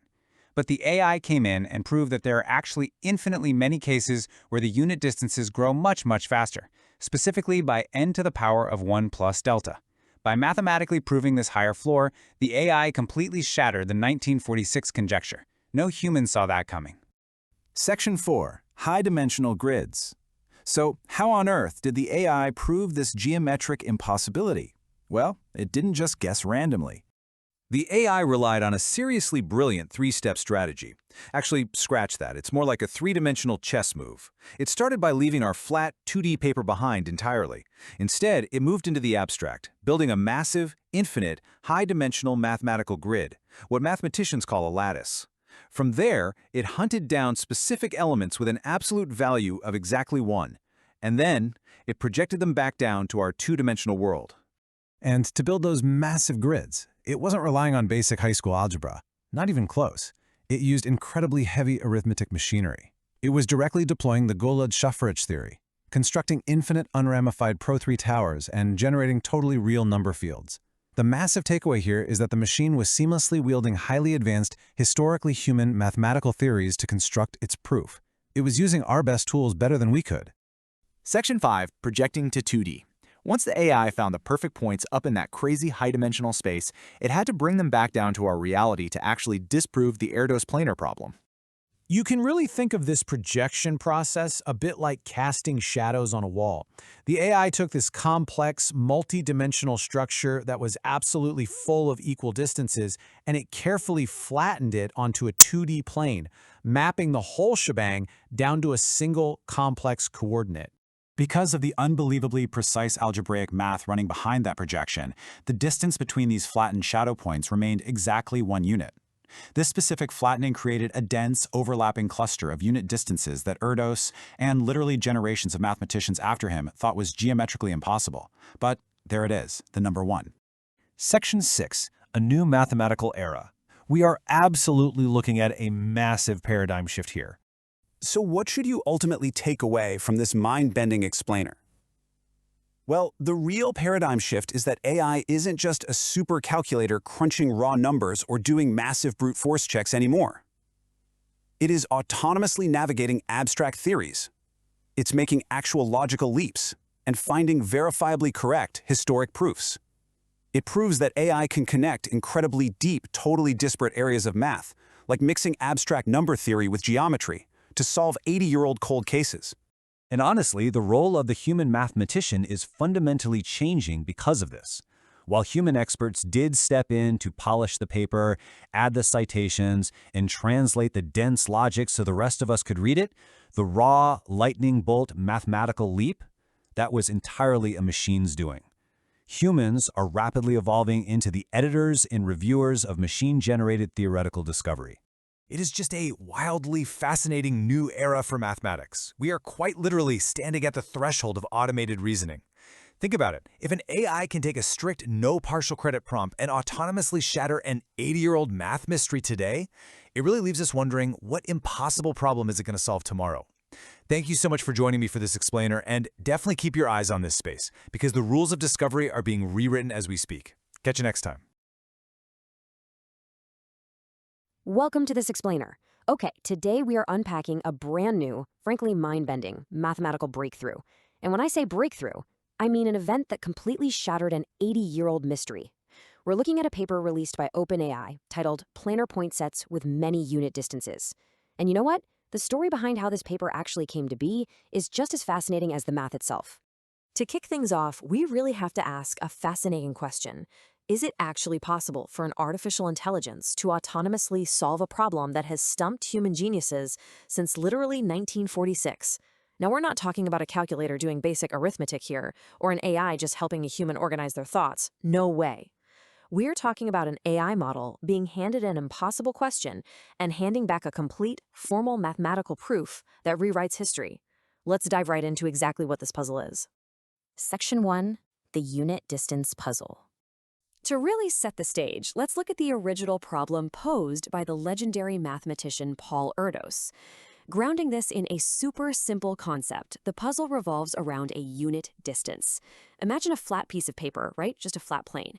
If you put a bunch of dots on that paper, a unit distance is simply when any two of those dots are exactly a distance of one apart. The puzzle Erdős proposed back in 1946 asked a seemingly simple question.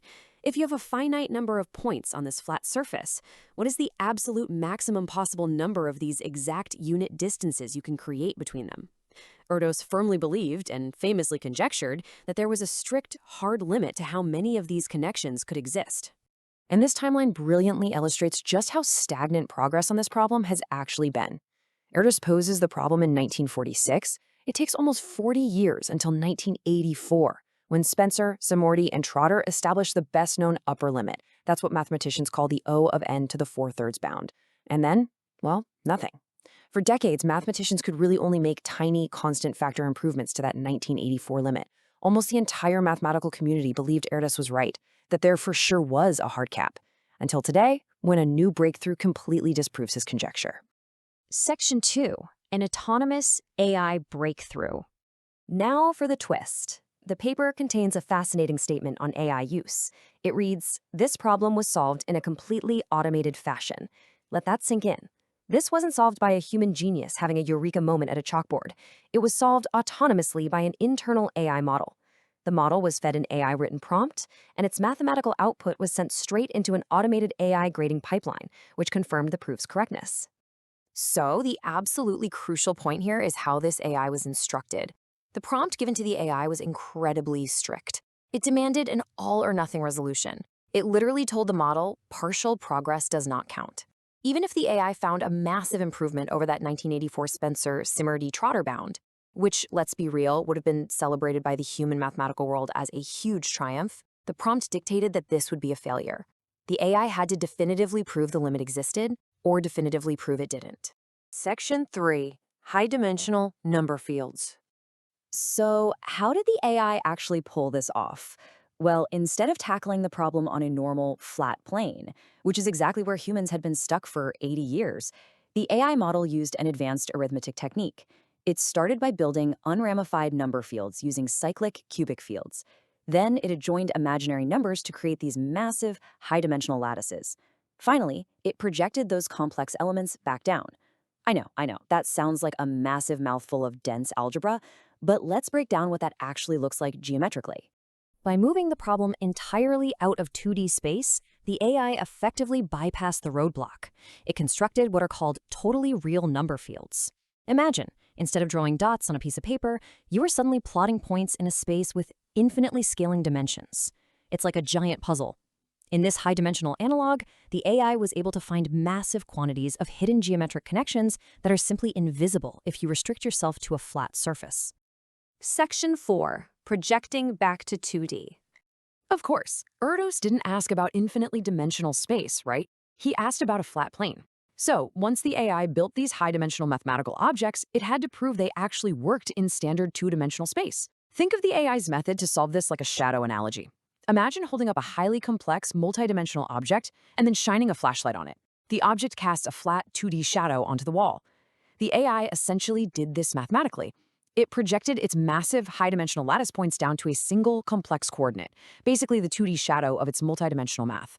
Within that 2D projection, within that shadow, the AI's complex arithmetic ensured that the structures didn't just collapse into a messy jumble.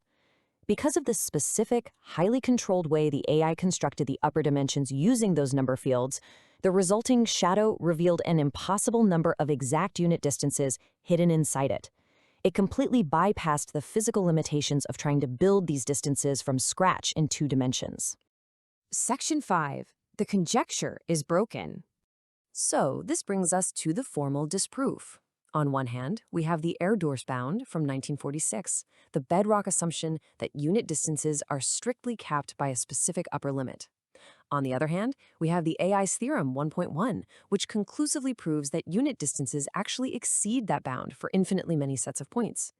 The AI didn't just bend the rules here, it completely shattered the limitations Erdős proposed. And here is the exact mathematical proof of that shattered limit. The AI successfully proved a new lower bound of n to the power of 1 plus delta.